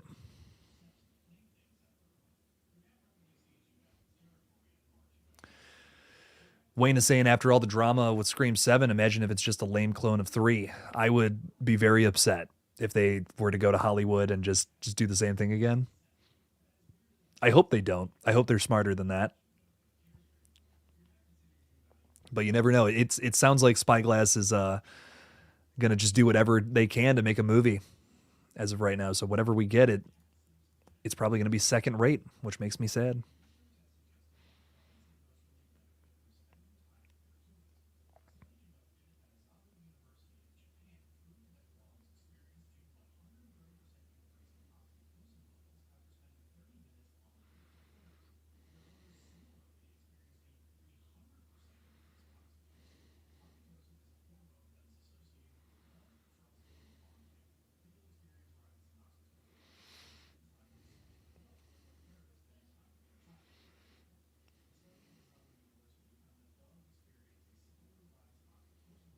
Spy Ass is their name.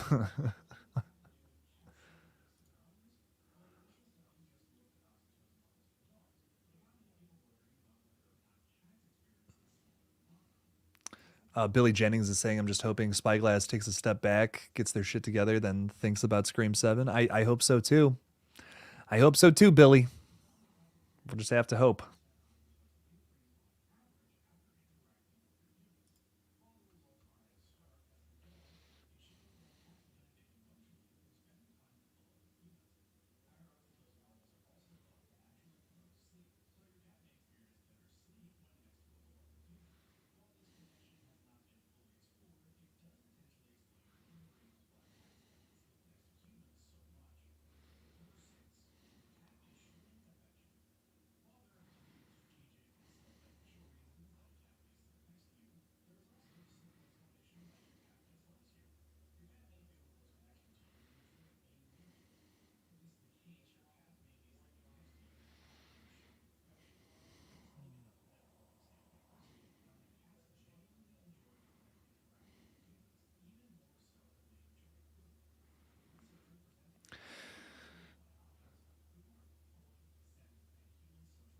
Mark is very inquisitive, asking about the mom. He's just being a good detective. But it kind of doesn't seem like that, does it?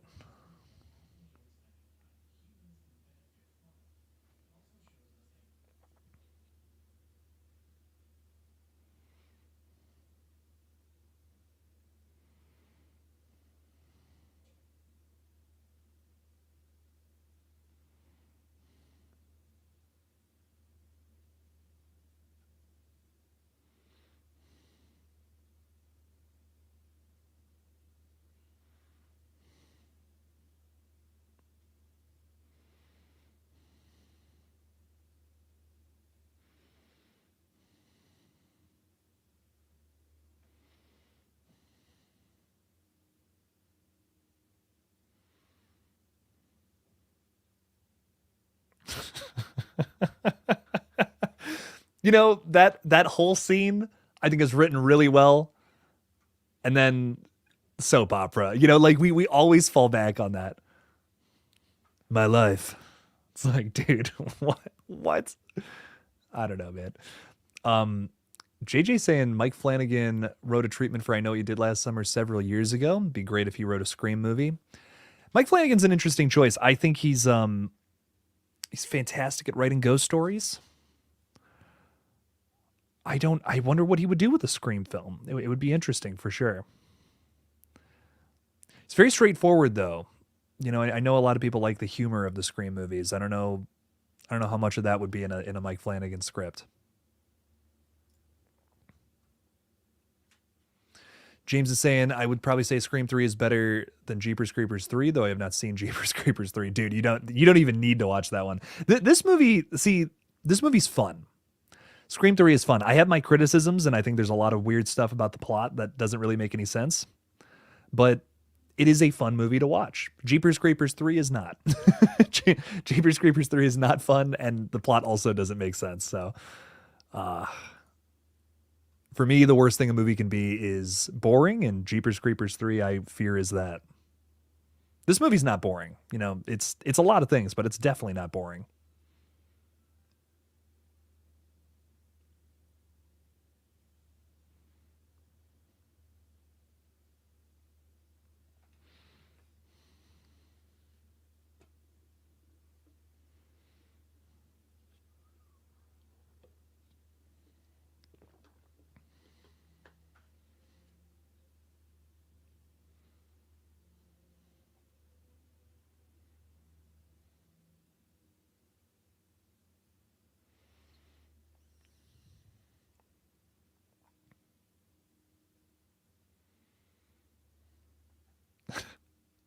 Blucka is saying the fourth Jeepers Creeper is the best one.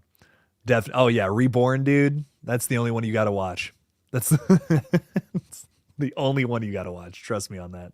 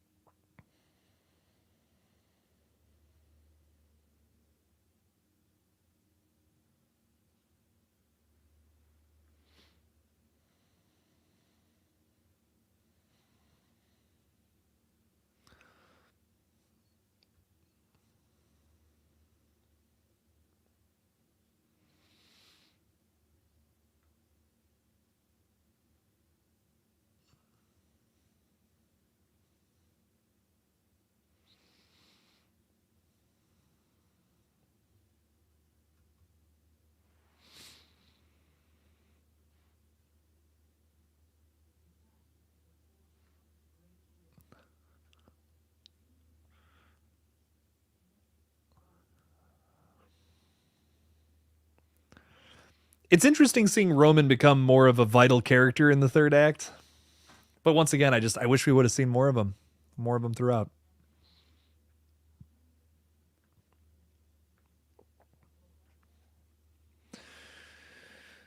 Yeah, Winnie the Pooh, Blood and Honey. I would rather watch that over Jeepers Creepers for all day, every day. Uh, Once again, we're talking about how movies being boring is the worst thing. Jeepers Creepers 4 is boring and like nothing happens. At least in Winnie the Pooh, you can laugh at some of the dumb shit.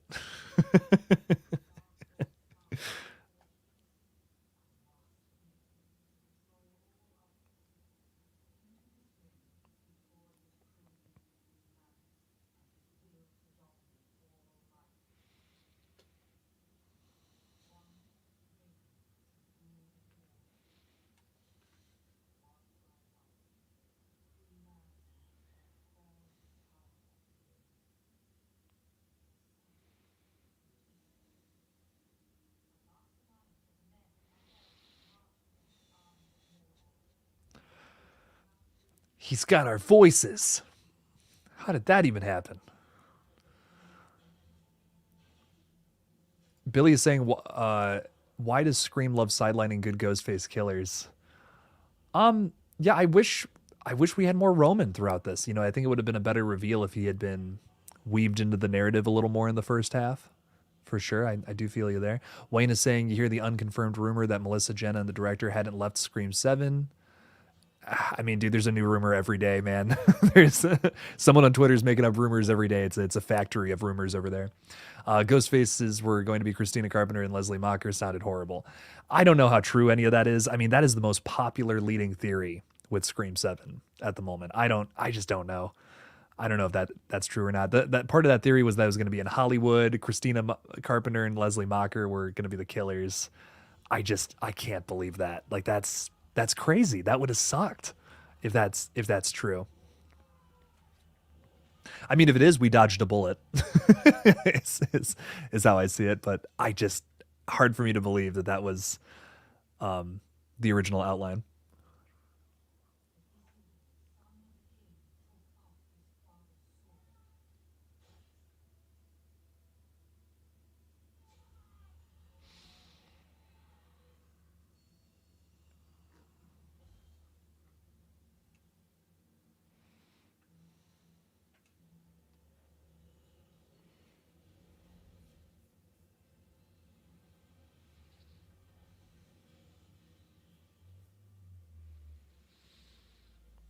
So somehow he was able to slow his pulse there. So somehow he was able to just get his pulse to zero and then come back to life immediately afterwards.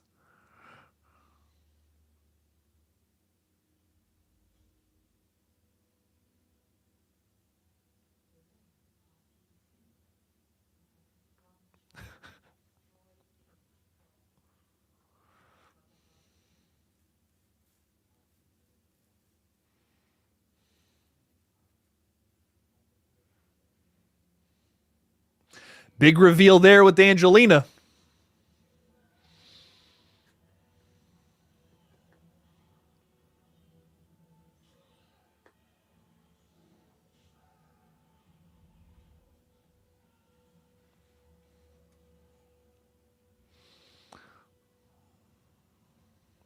Ooh, as much as I don't want to see any more family characters in the Scream franchise, I don't hate Elizabeth Moss as Stu's sister. I don't hate that at all, James. That's actually really interesting.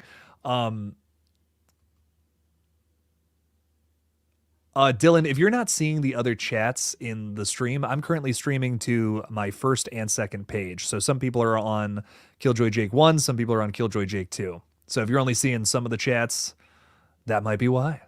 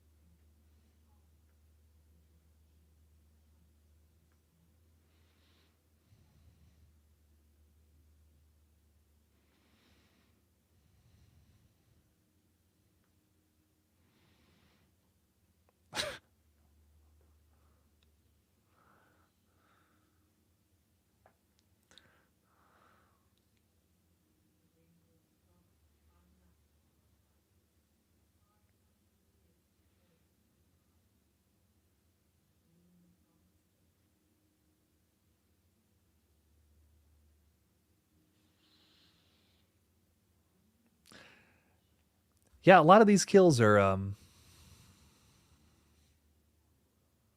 lot of these kills are very lackluster for me. Like we got a lot of sound effects there, but we just didn't see anything, you know? It's kind of a shame.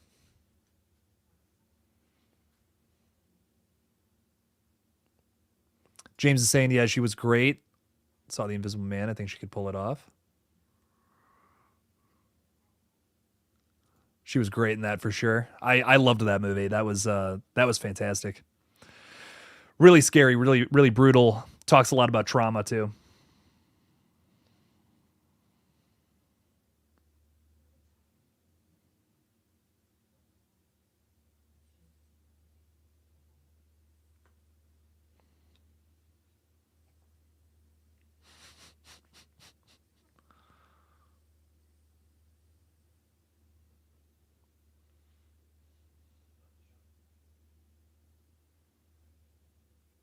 Poor Parker Posey.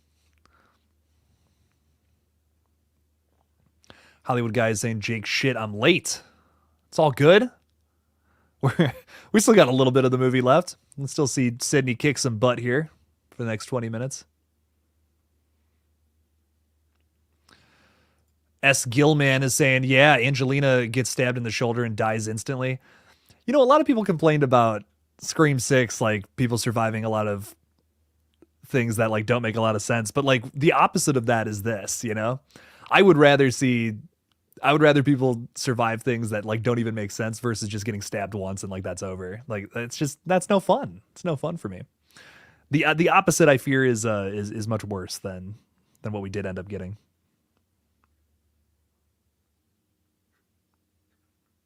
But there's no making everybody happy, right?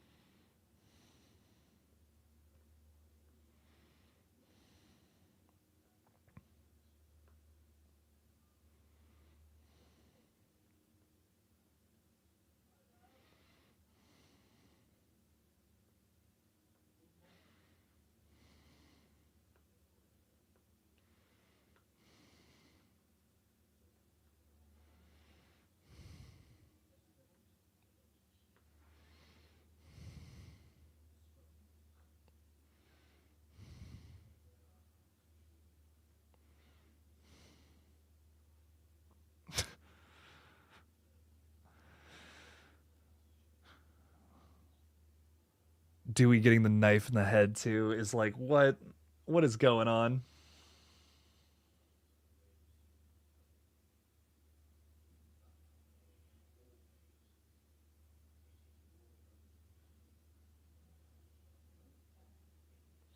I said this on the last stream, but I really love watching these movies with headphones. You catch a lot of the things in the background a lot better.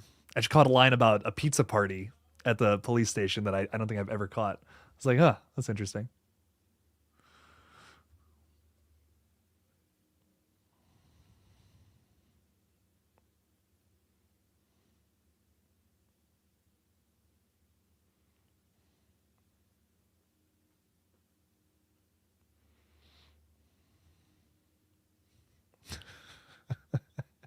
Hollywood guy, thank you so much for the $5, man. Saying, Jake, are you making more Kool-Aid? I need a couple of cups, but make mine sugar-free.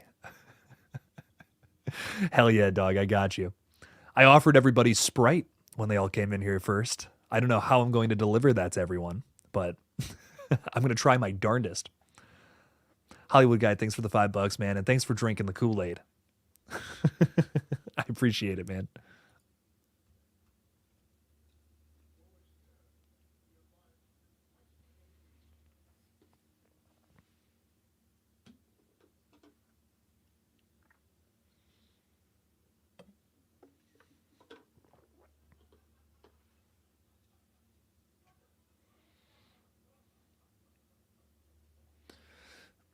You want a 7-Up instead? I can make it happen, Blucka. I wish I could, but I can't.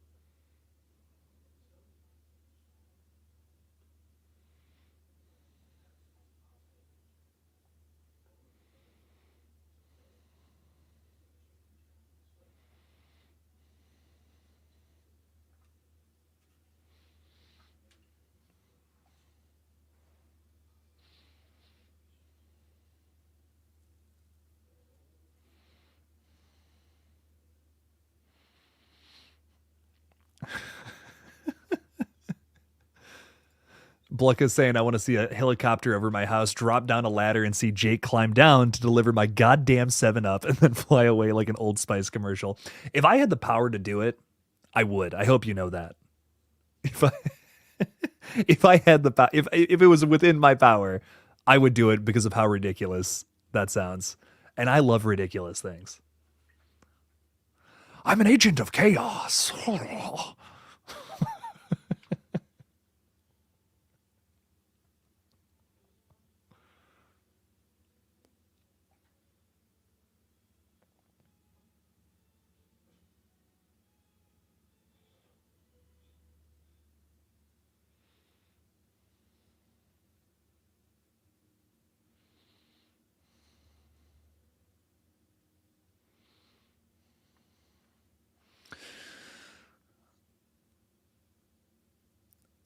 Dylan is saying one thing I recently heard in Scream 3 is that when Dewey is shooting Roman, you can hear him say, "You can't fucking kill me."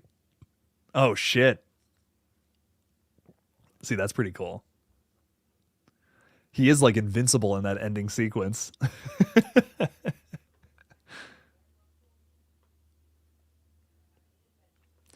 This is another thing that bothers me about this scene. Sydney somehow predicted to bring multiple guns. I don't know. I just feel like most people wouldn't have thought to do that. Like the bulletproof vest, okay. A gun, okay. But 2 guns? I don't know. Would she have known that Ghostface was going to make her wand herself? I don't know.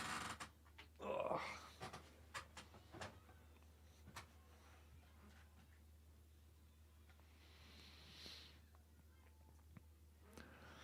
Maybe if she had like been in a situation like this before in Screams 1 and 2, I could buy it. But I don't know, it just feels like it kind of comes out of nowhere.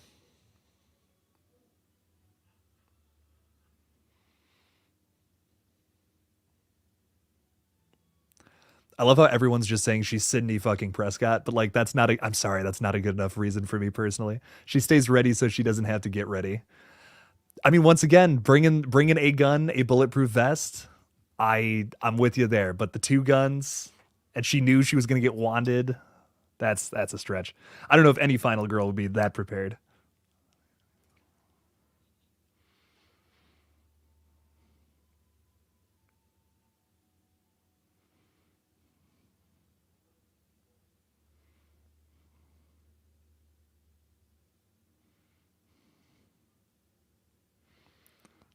I'm shocked that duct tape didn't rip off Dewey's mustache, man.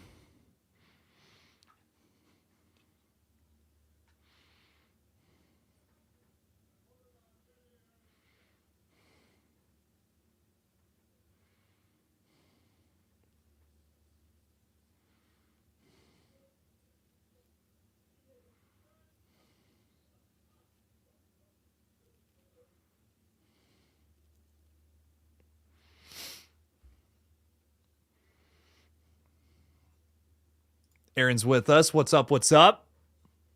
How's it going? Welcome in. Welcome in.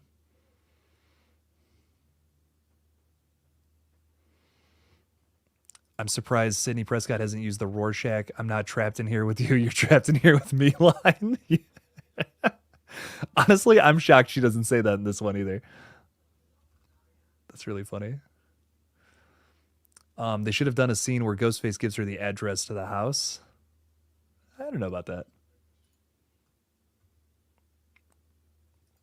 Sarah's saying, I don't think she knew predicted a metal detector. I think it was just the more weapons, the better. I don't know. For me, personally, just my opinion, it's a stretch.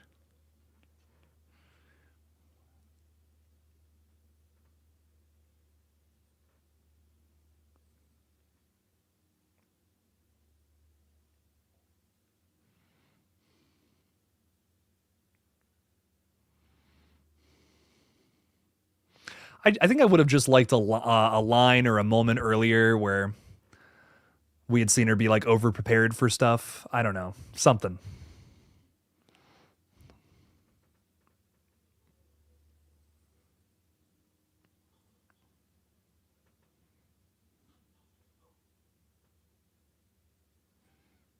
Maybe with her and Kincaid. I don't know.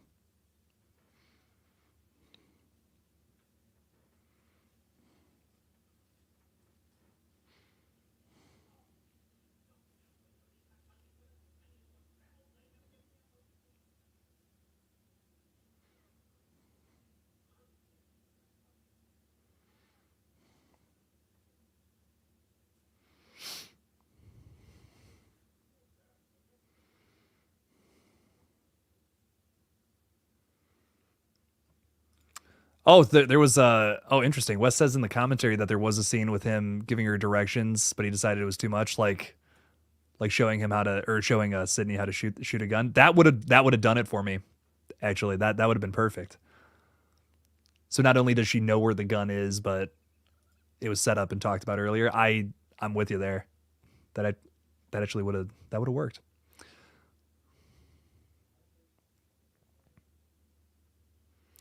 Hollywood Guy is saying Scream 3 was supposed to be the ending since it was the trilogy at that point. And if 4, 5, and 6. Wait, what? Oh, would I have been okay with Scream 3 being the ending? No, probably not. I really 4, 5, and 6 are some of my favorite movies in this whole franchise, personally. They add a lot, I think, to the lore, to the characters.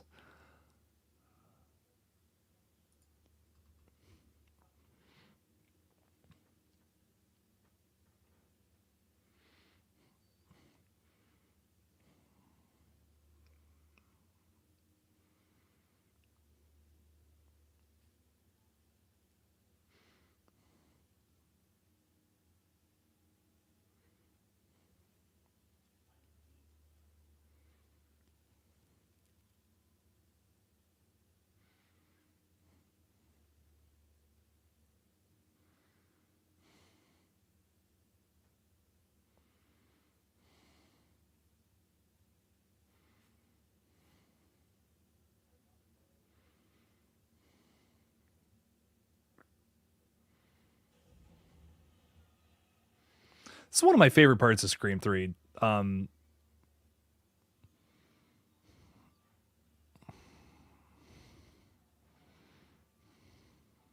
just where these two are fighting. I'm not crazy about the motive, but the fight here, pretty awesome, pretty badass.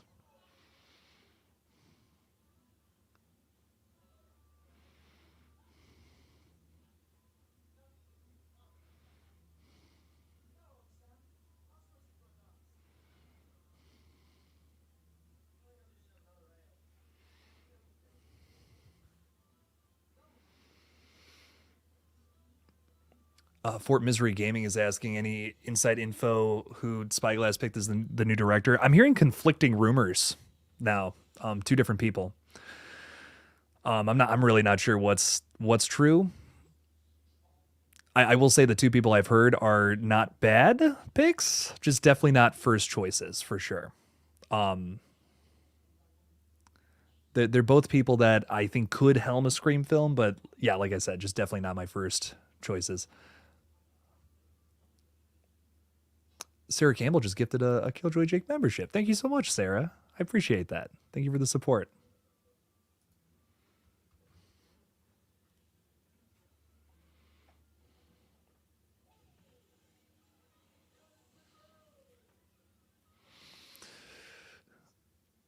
And Sarah's at it again. Look at that. Thank you so much, Sarah. I really appreciate the support. Thank you, thank you, thank you.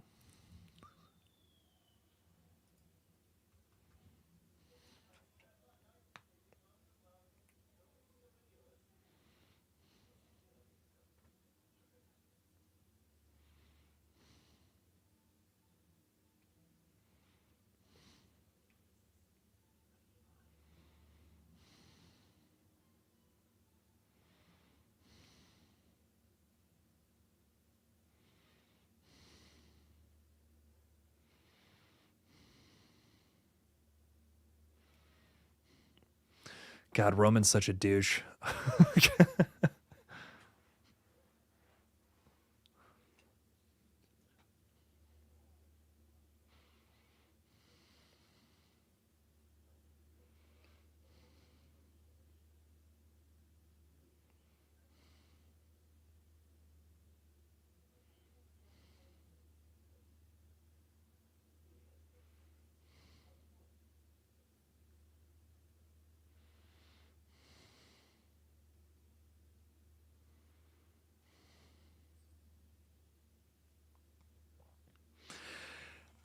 And again, I get what they're trying to do here. Just that's the kill that they give to John Milton. Come on, man. I want to see this guy stabbed 100 times and thrown off a balcony. Something. And we're done with that. We're done with that entire part of the commentary. It's so quick. We're just glossing over it like it's nothing. It's the coolest part of the whole movie. It's a shame.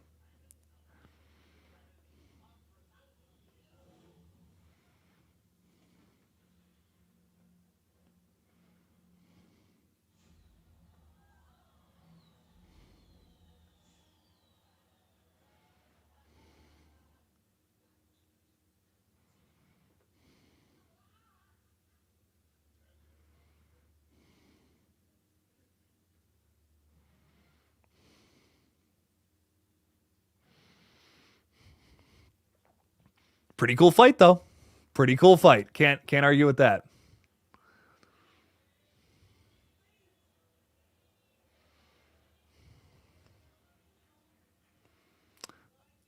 Billy was saying, especially knowing what we do know, he needed a much longer kill. I agree. They just go over it like it was nothing. It's crazy, man. All that set up, and then all we get is a half-assed throat slit. It's like, come on, man.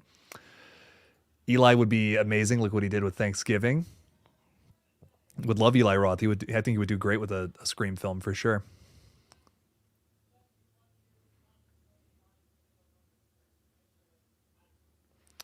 S. Gilman, I do agree. I think both 3 and 4 have a lot of invention characters that I'm not crazy about, but I just think 4 is a much better movie than this personally.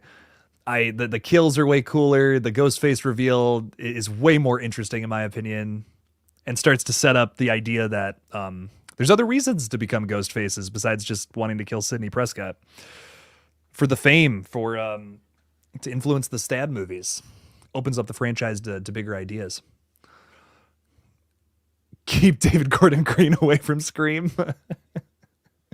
Hey, that's entirely fair, man. Entirely fair.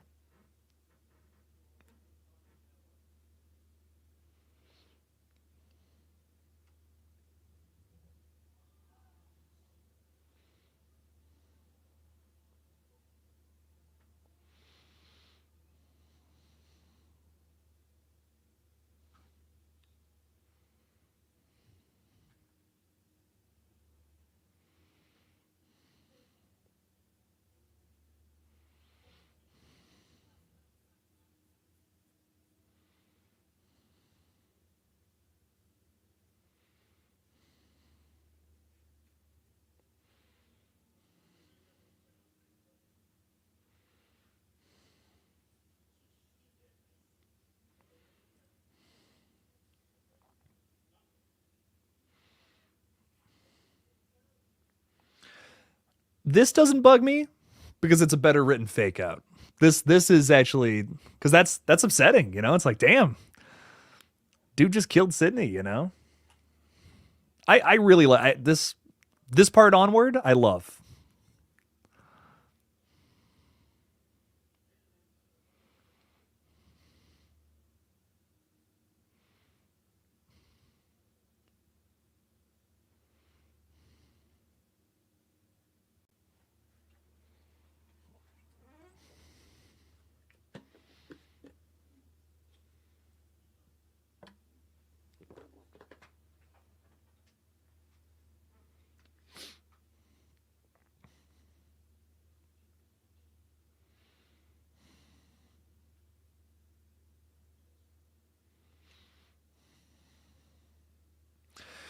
You know, and something else interesting about the assembly cut for this movie is this third act is a lot worse, surprisingly. There's a lot of things about that assembly cut I felt like were big improvements upon the film we all know. The third act significantly harder to follow in the assembly cut. So I think they, in a lot of ways, they did make the right choices with the back half of this movie. There's a few scenes that are cut that are much better. This is a lot more concise. I believe they reshot some of the ending, if I'm remembering correctly, too. Hollywood Guy threw $5 out there saying, "Thank you so much for the support, my friend." Saying, "Jake, I was wondering if Stu survived the TV angle and he would be alive, then would he still have issues with Sydney or attack Kirby?" You know, in Fantasyland where Stu survived, I imagine he would want to go after the people who basically, you know, that in his head he thinks ruined his life. Like Sydney, Gail, Dewey, basically any of the surviving members of the original movies. That's what I think he would want personally. I don't know if he would care about characters like Kirby or like Sam Carpenter. I don't know if he would care about these people personally. But Hollywood Guy, thanks for the $5, man. I appreciate it. That would have to be his motive, I think, if he ever does come back.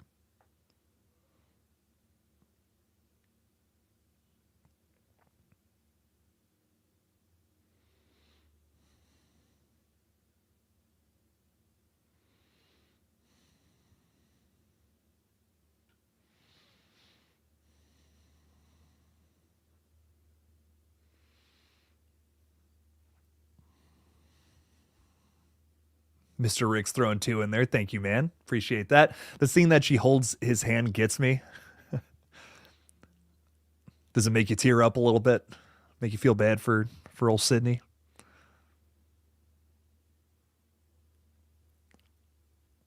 This is an awesome scene right here too. This is crazy.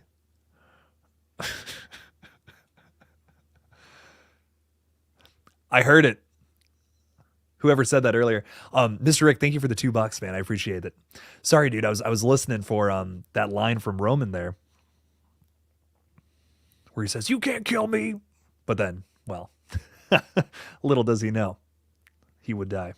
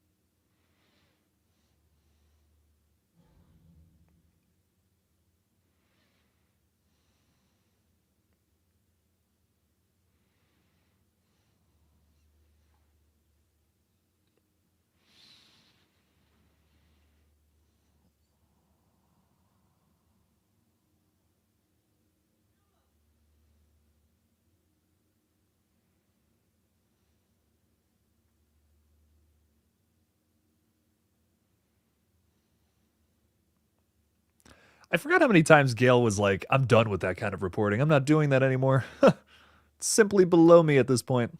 And then she keeps going back to it.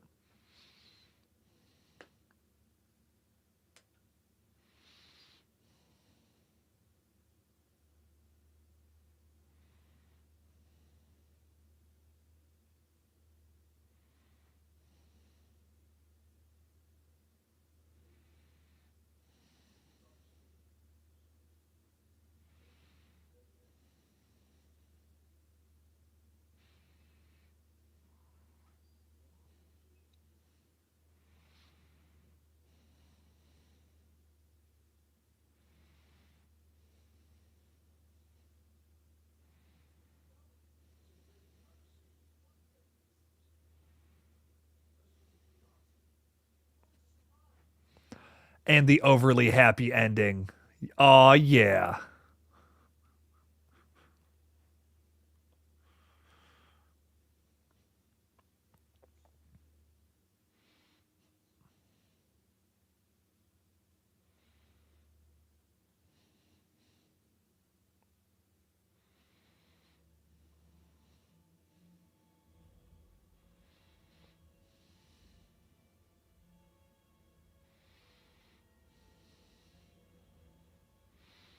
I love the dog, too.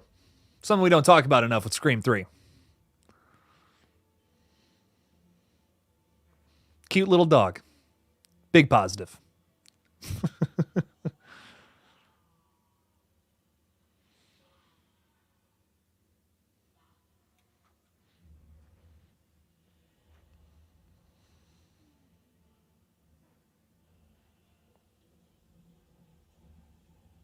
It would be so funny if they put Stab on. Just like, yeah, let's watch that movie.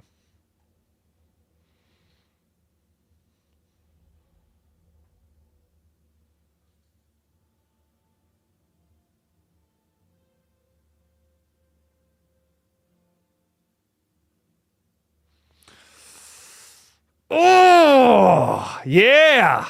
Ladies and gentlemen. Good stuff, good stuff. Well, I appreciate y'all listening to my crazy stuff. Me being crazy talking about these movies. Always a lot of fun watching these with you.